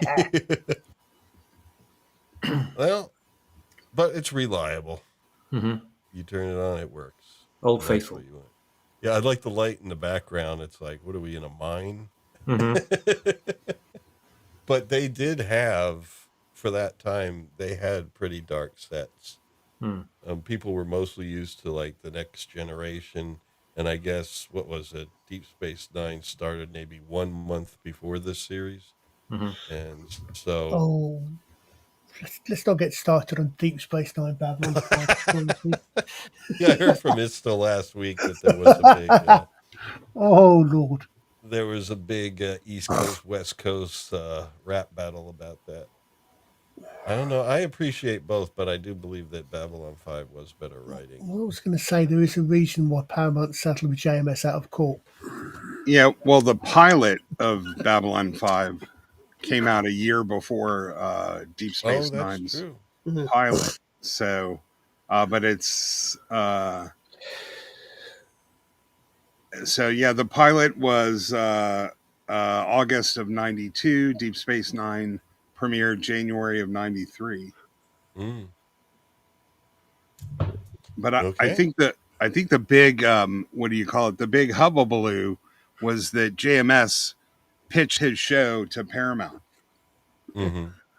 And shortly thereafter, sort of Deep Space Nine Yeah. was created. So wow. They supposedly had it. I mean, it's one where the story was supposedly they had it for about a year, handed it back to him, said thanks, but no thanks. Oh, and by the way, here's Deep Space Nine. yeah, Oh, he look, submitted the creator's using the Bible. characters and yeah. Yeah, he submitted the Bible in '91, and then around '92, they started developing Deep Space Nine themes and concepts that were, very similar. So I don't know. I think the lawsuit was settled, and as usual, we never got to find out. I think it was settled out of court if I remember correctly. So yeah. You know what? That is exactly what I would expect to happen if I got in contact with Disney with my story. Yeah. I mean, there's to be fair, they're obviously, because they're both set on the settings are similar in the first place, so there's going to be a lot of similarities. But when you look at source, that you also look at a number of the names. Someone mentioned earlier on in the chat that Ducat was the bad guy in Deep Space Nine. Mm-hmm. He's the greatest of all Minbari. There's Yeah. several others I think to go back with them, and they're not, they're sort of names where you think, okay, but they're unusual. It's not like, okay, there's a lot of characters called John, they're sort of like science fiction, come up with alien characters, and there are quite a few similarities. Well, yeah. And a lot of crossover actors and stuff working at the time, like Gray, the telepath that came with that guy that wanted Sinclair's position, played Wei Yun and Brunt in Oh, Deep yes, he Space did. Nine. Yeah, of course he was, wasn't it? Yeah. Yeah, that was also funny too. They can't look down on Babylon 5 for taking actors and using them in multiple roles, because the same actor playing Wei Yun and Brunt, Yeah. that's pretty. Jeffrey Combs. Yep. Yeah. So anyway, Sinclair's looking for where he has Delenn, and then there is the vessel. Oh man, it is creepy stuff here, folks. It is creepy. Soul Hunter kind of notices a sound, looks over his shoulder, and there is Sinclair coming. Soul Hunter's like, not again. He's going to be prevented from getting his Mimbari, and that's what he really wants. So he's going to head out, and then there's a bit of a quick shootout, and then it kind of gets into more of a melee here coming up, and the Soul Hunter knocks him to the floor, and that's where we're going to get a video clip. And then this one is going to be the climactic mega video clip of the entire presentation tonight, because this one has it all. It has the music, some action, and good dialogue. It's a whole festival of fun wrapped up into one. Let's see what happens here when I press play. All right. Yeah, I thought the music was cool. But yes, that is where, the souls get free and decide they're not going to put up with being kept in that jar anymore. I don't know. Anybody have something to say? I think the clip said about everything I want. I believe the phrase is hoist on his own petard. Yeah. Well, it brings up that interesting, a couple interesting philosophical questions. Obviously, the death that he sensed coming was his own, but also, someone whose job it is to do something. You could become so obsessed with that that you end up being counterproductive to your purpose. He was so obsessed with not losing any more souls, he was willing to kill the person beforehand just so he could make sure to get their soul. And that, that wasn't for good or for bad, that wasn't their original remit to begin with.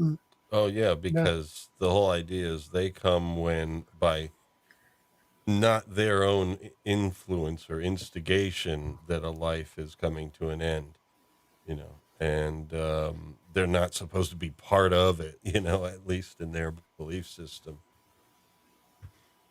But that's why he was being hunted down by another soul hunter, saying, "Oh, wait a minute, you're going rogue. We're going to have to stop you from doing this." But on the lighter side of things, Delen's okay. A little bit drained, but she's all right. She survived the ordeal, and kind of like you get these special moments between her and Sinclair where it's like, it's not romantic, but there's like some sort of bond. And of course, you find out more and more as the series goes on about the prior history that Sinclair forgets. And then also, just why the Minbari feel that he's somewhat special. And then that really gets dialed up when we have Zathras and all that happening. Oh yeah. Oh god. Zathras talks to dirt. Nobody listened to Zathras. Zathras tried to tell them. But nobody. Zathras always speaking third person. Yeah. He's awesome. All right, so she's in med lab and he's talking to the doctor, and that's the thing. It's just like this word satai is in his head, and he sees this special moment where I guess she's a little loopy on the medication, and she's like, "Oh, I always knew you would come," and he's like, "How did you know that?" But she passes out again, and he's like, "I bet she's not going to finish that sentence." Yeah.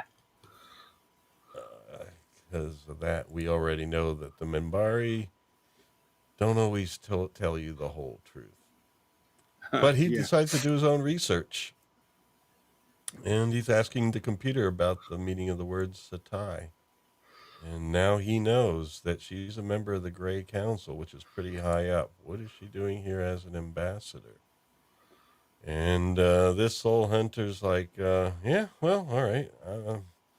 Yeah, I know. We're usually not all that popular, but that's just our lot in life, basically. He understands that most races don't want to deal with them, and he's like, yeah. But, it's not one of those things like, well, let me tell you, we're right, you're wrong. It's more like, no, if it seems as if their general culture is that if they're told to stay away, they will. But if you don't tell them to stay away, they'll show up. The next the next time you see one of my kind, he will have been president of the United States. Because he will be Martin Sheen. Oh yes. In that So, like I special. said, very old, very weird mind. That special, Yes. yeah. Well, I didn't think Yeah. Martin Sheen when you said President of the United Yeah, States. yeah. Oh, I said President Bartlett. Yeah, I was searching there. Oh yeah. No, Martin Sheen. Yeah, that was a good episode too. Of course, that's much later. Well, that was the second or third movie, I think, wasn't it? Mm-hmm. With Martin Sheen, and I think that's the one with River of Souls. River of Souls. Yeah. Yeah. It's hard though when you see Martin Sheen in this outfit. It's just kind of hard because you see his face, and then you see this like third eye thing and the leather thing. It's just like, I don't know. It's a little weird. It's hard to see him like that. Oh, at one point we did that episode from The Outer Limits where Sheen was in it as a really young Martin Sheen as a soldier. It's not Martin Sheen in this one, Lisa. Martin Sheen is in the River of Souls movie. Yes. Rather than this episode. I can't remember what this actor's name was, though. It's the only other time the Soul Hunters are actually in one of the episodes or the story. It's the special. If I remember right, having just written, I think this is the one where one of the ones where they flash back to Ducat. I think. Oh yeah, they do. There's literally you see them approaching, man. That's it. But it's literally just a case of spots. Yeah, I think it's a ship or something outside. Yeah, because they knew they did that, so they had to show that the Soul Hunters were coming for him when they depicted the death of Ducat. Yeah. And then we found out more about Delenn. Ooh, naughty girl. Oh, that's again. I mean, that comes back. It also makes which I haven't seen so many of. I can't remember, but you see that then comes back. That actually makes the late delivery from Avalon, the episode Late Delivery from Avalon. That makes the solution of that episode even more appropriate. Mm-hmm. Because of what the guest character in that is and what Delenn is. They're literally two sides of the same thing. Yes, because he was asking her for forgiveness. Yeah. But she also could ask for forgiveness too. Yeah. I remember she does say at one point when someone's asking about the religious and the warrior classes, and she mentioned, the one time that they agreed on the same thing is the Earth Minbari War, and it's like a very scary thing when they both agree. And she was talking about people, getting what do you call it? Wanting the war, and she looked down upon that, but she didn't mention at that point her role in it. But I wonder if they knew at that point if they were going to have her be, how they portrayed her later. But anyway, here we go. Here's the closing scene because the guy asks, what happened to the souls? And Sinclair said, well, it's a mystery. But I think he kind of gave the soul vessel to Delenn so that she could, or went beyond there. So much for the Christmas decorations. Yeah.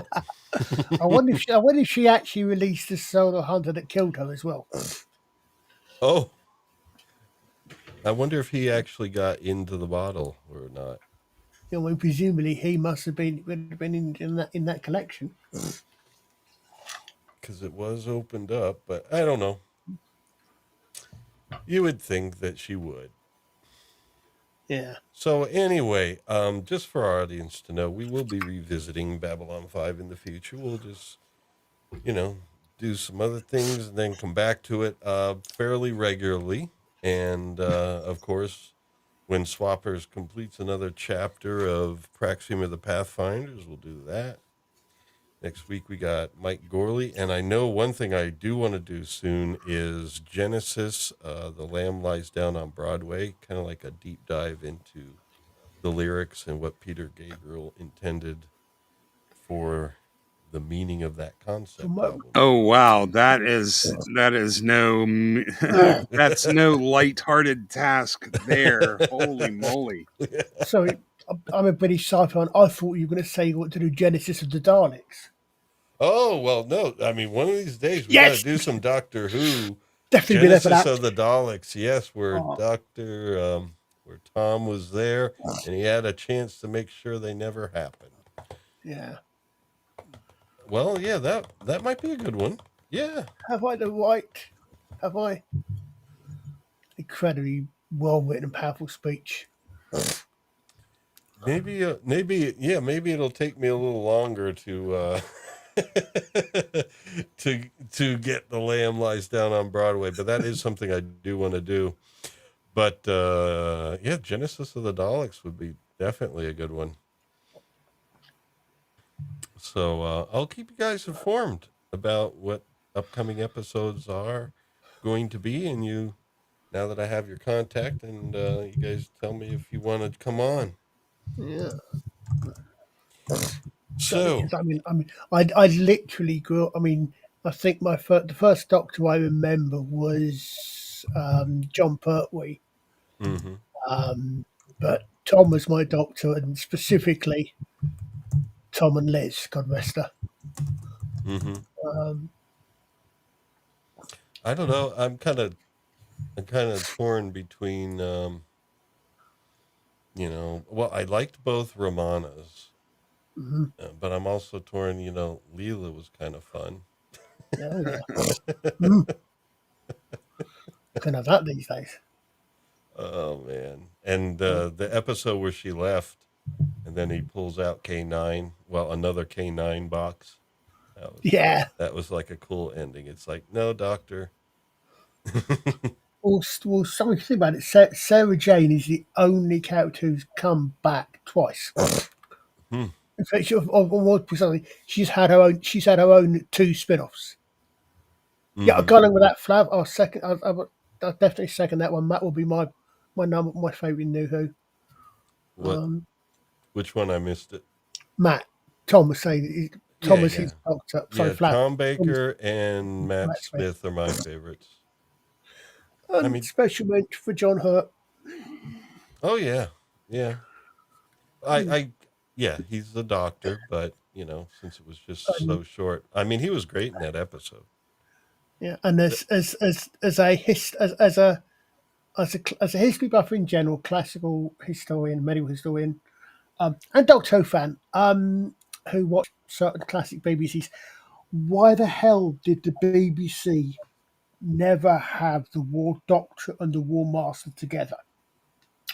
You had John Hurt and Derek Jacobi, and you never put them together. Yeah, I mean, that's just. I think that's almost as easy as bad a miss or as easy as not having the original three Star Wars characters together in the first of the Disney's movies.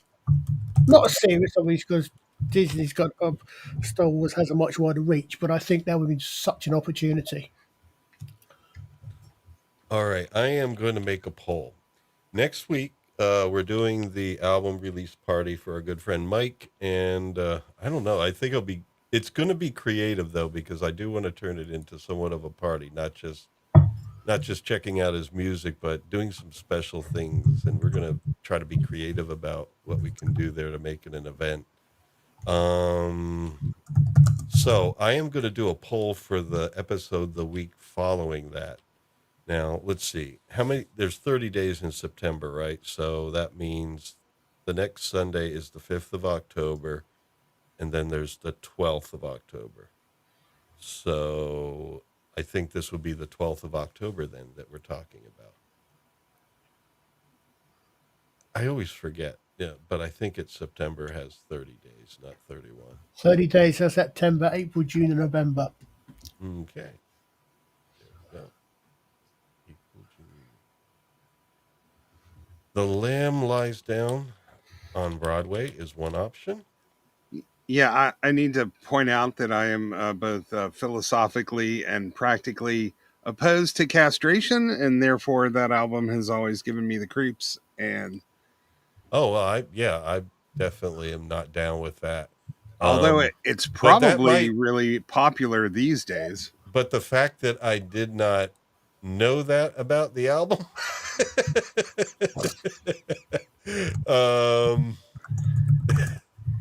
Okay. I thought it dealt with like a lot of Gnostic beliefs. I didn't know that that was in the intention as well. Kind of in the third act, Rail and visits Dr. I think it's Dr. Diaper, and they are convinced that the only way to become human is to be castrated. So they do that, and they walk around with jars around their necks where their, where their junk used to be, and a raven steals Rail's junk. Like, that's where the album loses me. Okay. Okay. But when he's and it's a very surreal thing, right? He's sort of in that supernatural state where they think he's blind, and with the snakes, and then drinking blood, and then eating corpses. Yeah, that's it's a very weird story. Yeah. Well, I always found Selling England by the Pound was a much safer choice, and I love the song Firth of Fifth, even though they don't particularly. I think did Rutherford write the lyrics to that? He's finds it silly and kind of ashamed of it, but it's one of my remains one of my favorite songs. Yeah. All right, so I just changed that. Selling England by the Pound. I think because I don't. Yeah, it sounds like Pedro went a little bit bonkers there. All right. So can I just say can I just say I object to you selling off my country? Well, you'll have to ask David Bowie, who is the man that sold the world. Well, yeah, this is true. Honestly, actually, there is also a Lulu, I think, did a song called "The Man Who Saved the World." I was going to say, I wish England sold it off. They're giving it away, which is like worse. Oh, tell me about it. Yeah. Well, okay. So right now I have Selling England by the Pound. I just want 1,000 clones of me and my brothers just standing on the shore by just loosing off into the No, I probably shouldn't say that. All right. Sharp pointy sticks into the channel. Genesis of the Daleks is second. Any other suggestions there? Because I have 4 slots here that we could put up to a vote. Scott Hovitt, if you have something that you want to throw into this, let me know. I don't know. Swappers is quiet as usual. He's a man of few words. Do we have anything Star Warsy here? Not off the top of my head, no. No. Yeah, I mean, it's one of those things where, I don't know.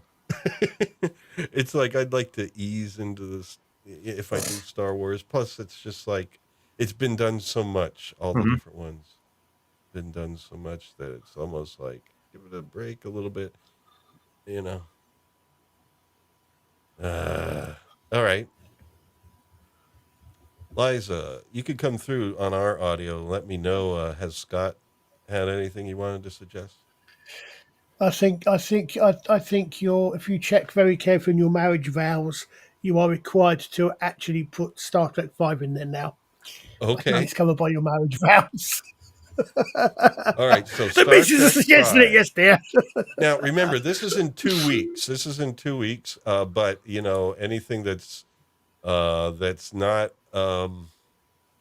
selected, for in 2 weeks will happen later. We will come back to Babylon 5. I don't know if we're going to do the Adira episode. Oh, We might want to. I mean, we recommended earlier that people not skip things, but it's like, I mean, it. it'll be like, I would say that is an example. Depending upon how far ahead you've actually seen the entire series, specifically season 4, mm-hmm. season 3, land of season 3 and into season 4. Well, it is important. I mean, people It comes seeing this back series need to to see it because yeah. they need to know about his relationship. It comes back to a major point, and in fact, I'll have to recheck myself, but I've got a feeling. I have a sneaking suspicion that it also sets up outside of the TV series, but in the end of the Centauri Prime trilogy, if I remember correctly, that also refers back to that in Malari's happy ending. I think, if I remember correctly.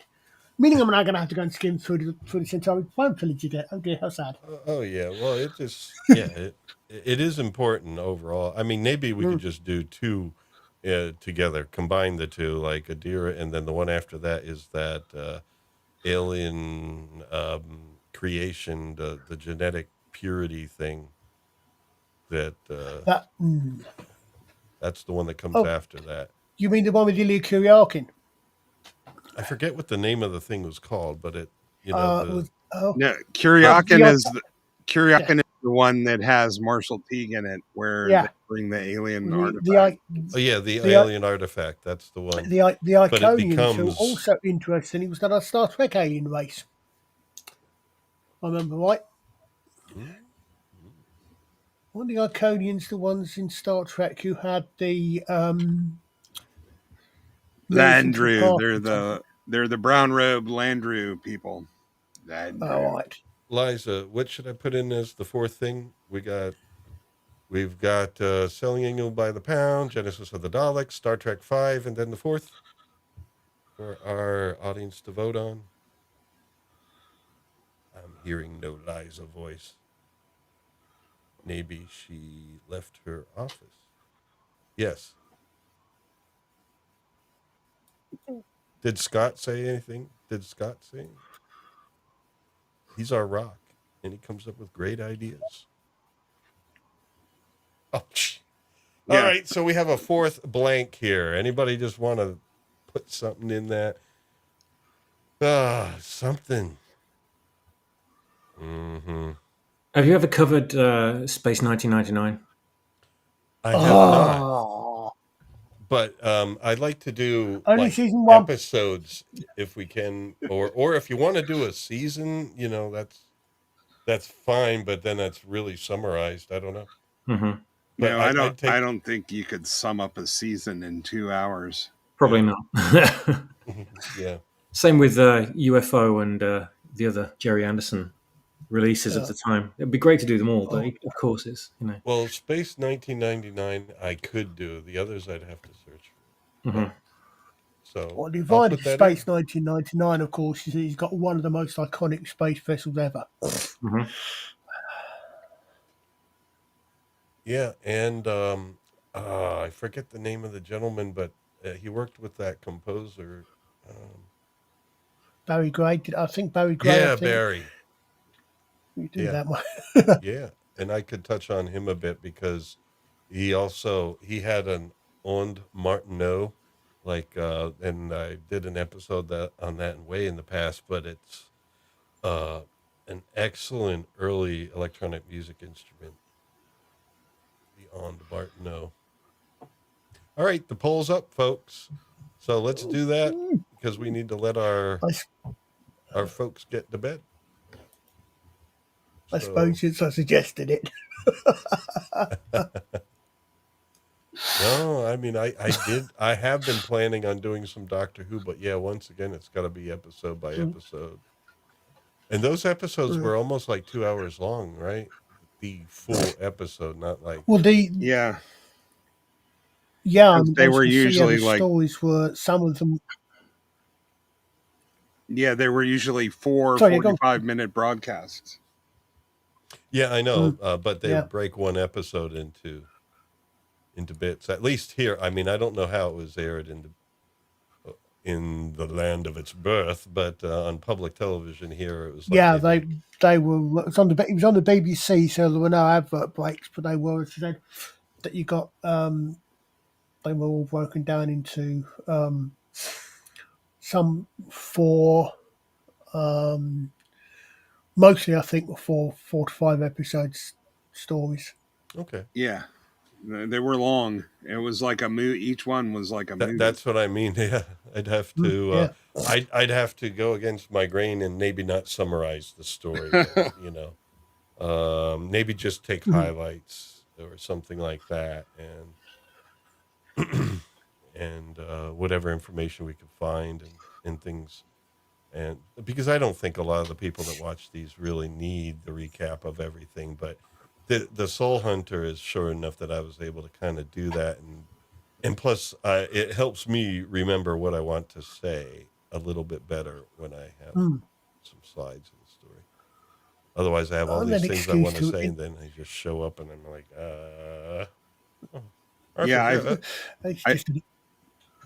I think the longest Doctor Who was Trial of a Time Lord. It was 13 25-minute episodes and one 30-minute one, totaling 355 minutes, just under 6 hours. You've got Trial of a Time Lord, which was a season. Was forced, I think, and then the only other one that comes close would be Dalek Master Plan, which I think was way back in Hartnell, which was one episode, which was a standalone episode, which didn't feature the Doctor. Then they had another Doctor story, and then they went into Dalek Master Plan, which was 9 episodes or something like that. Yeah, done a couple of long ones. Yeah, well, the reasons JMS has mentioned it as an influence on Babylon 5, amongst other things. Well, it looks like Space 1999 is taking it. Wow.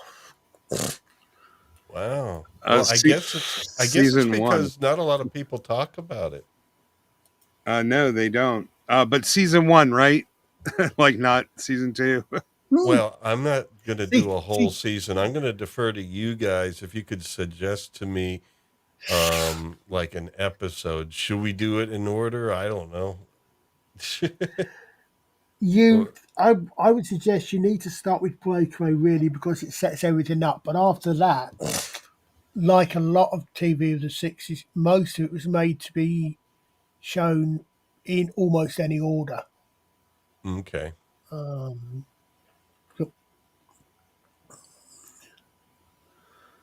Yeah, there really wasn't any ongoing narrative in Space 1999. You don't have to watch them in order.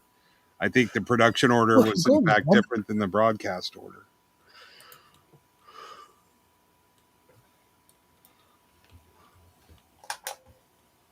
Yeah. Yeah, Flav, we will be doing Genesis at some point, both the band and the Doctor.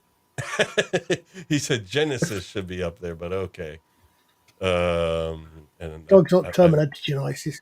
We will do Genesis of the Daleks at some point. No problem. I mean, it's going to happen at some point. But if you're talking about the band, we will do that at some point too. I think I've been put off the whole, I don't know, the Lamb Lies Down on Broadway sort of thing right now, even though I love the music instrumentally on that. And I was like, I really want to delve into the lyrics, but now I've been given a little bit of pause there that, what if I do this and I find out the meaning is something I really don't want to talk about? Then that would be unfortunate. So I think I'm going to have to delve into it first and then decide whether I do it. It is super weird, man. It just So anyway, we're going to end the poll here. So anybody that hasn't voted yet, please do. Oh, looks like there are possibilities. There is a possibility of Genesis of the Daleks taking it. It's close. So please do vote. I will end the poll in, let's see, I'll say 2 minutes. When my clock here says 9:54 on. You say that one, Velma, that there has been recently, there's been there are a number of parody AI videos going around regarding certain political figures, and one of them has our Lord Master and Dictator of the UK as Davros. I think I've seen that. Yeah, the rabbi was showing him earlier on today, but one of his got Starbucks sort of as I'm probably not allowed to say what the song's actually called, but it rhymes with merchant banker.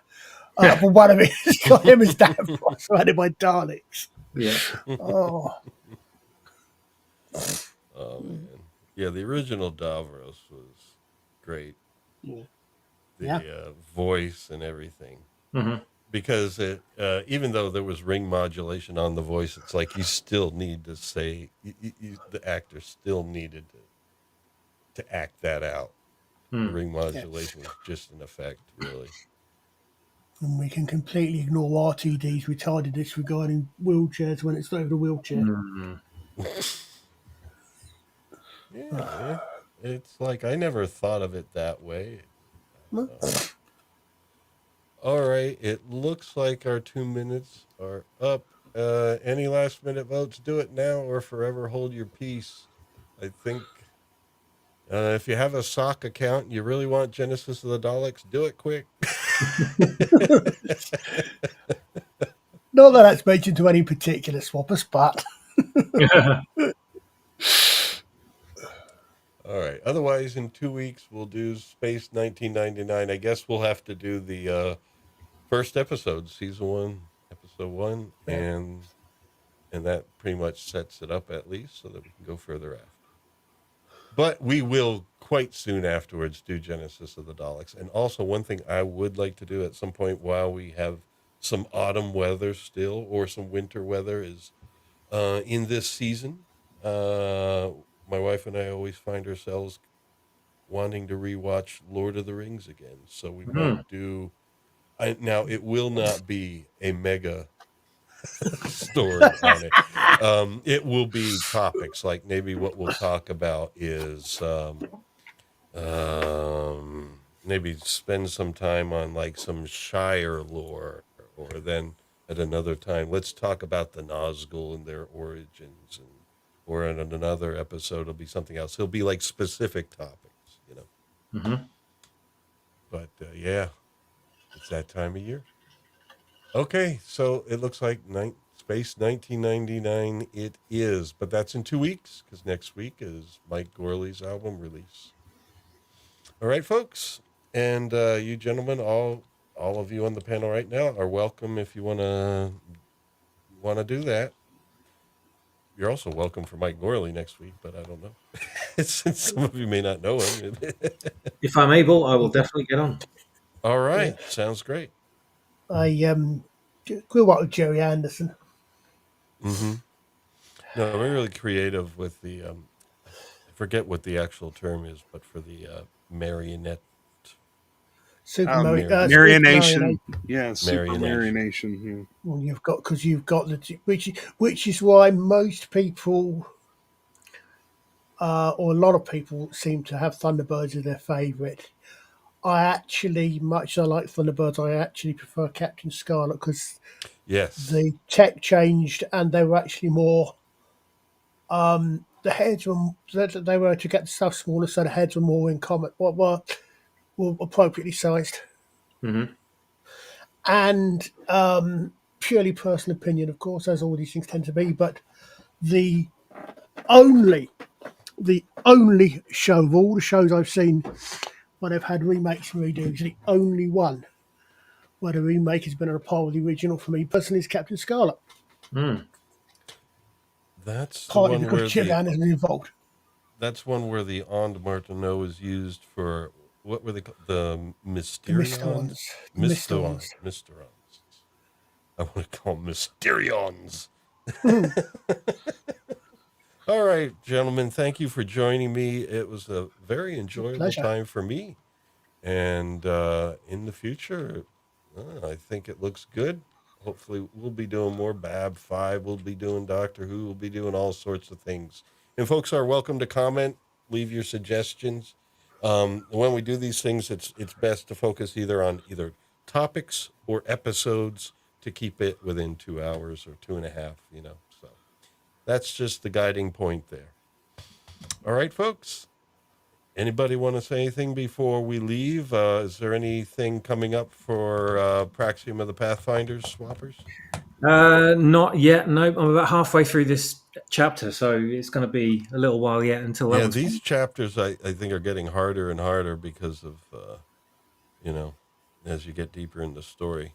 Yeah, exactly. And obviously I want to concentrate on quality of production as well, and the higher the quality, the more attention you pay to the details. So that takes longer, and also obviously the more that happens, or as you say, the deeper you get into the story, the more that occurs in each chapter. So, in this particular one, there's a space battle happening, and space battles take a lot of.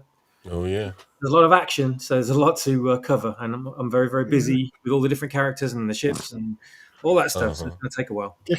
Just remember, fire goes out in space and there is no sonar. I'm glad you're here to tell me that.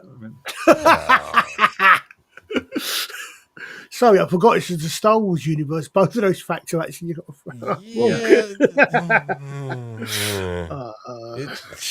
it does whatever. I mean, Star Wars, yes, has always been. Star Wars has always been the one that's less rigid about it, but yeah, fire in space or a Death Star that still has intact windows when pieces of it land on a planet. It's like, you're asking a lot, folks. Yep. All right. Anything you want to say, Archer, before you depart? I don't know. You said you participate in some other stream or something. Yeah, I sort of hang around in the chat for people like Mr. Brown and the Rabbi from Another Planet and the like. And I usually on a Friday I'm on with Father Miller, the Nerd Father. I think that's 2 p.m. your time. It's 8 p.m. my time. Okay. Well, it's good for folks to know. And then Istophobos. Oh, I'm just hanging around. You can come by and say hi to me on Twitter if you want. It's the same name at Istophobos. Yes. It would be nice to talk to somebody other than the porn bots and the scammers. You've won $5,000 from Elon Musk. So, yeah. He could pay out more than that. So anyway, but I guess next up, are you doing Tuesday night? Oh no, Trev isn't doing Tuesday, so yeah. So we'll see. All right, that's about it. I think I should put myself out of my misery here because I'm trying to sound interesting and it's not going well. Okay, Thank you for joining us, folks. Take care, and we're going to sign off how we usually do.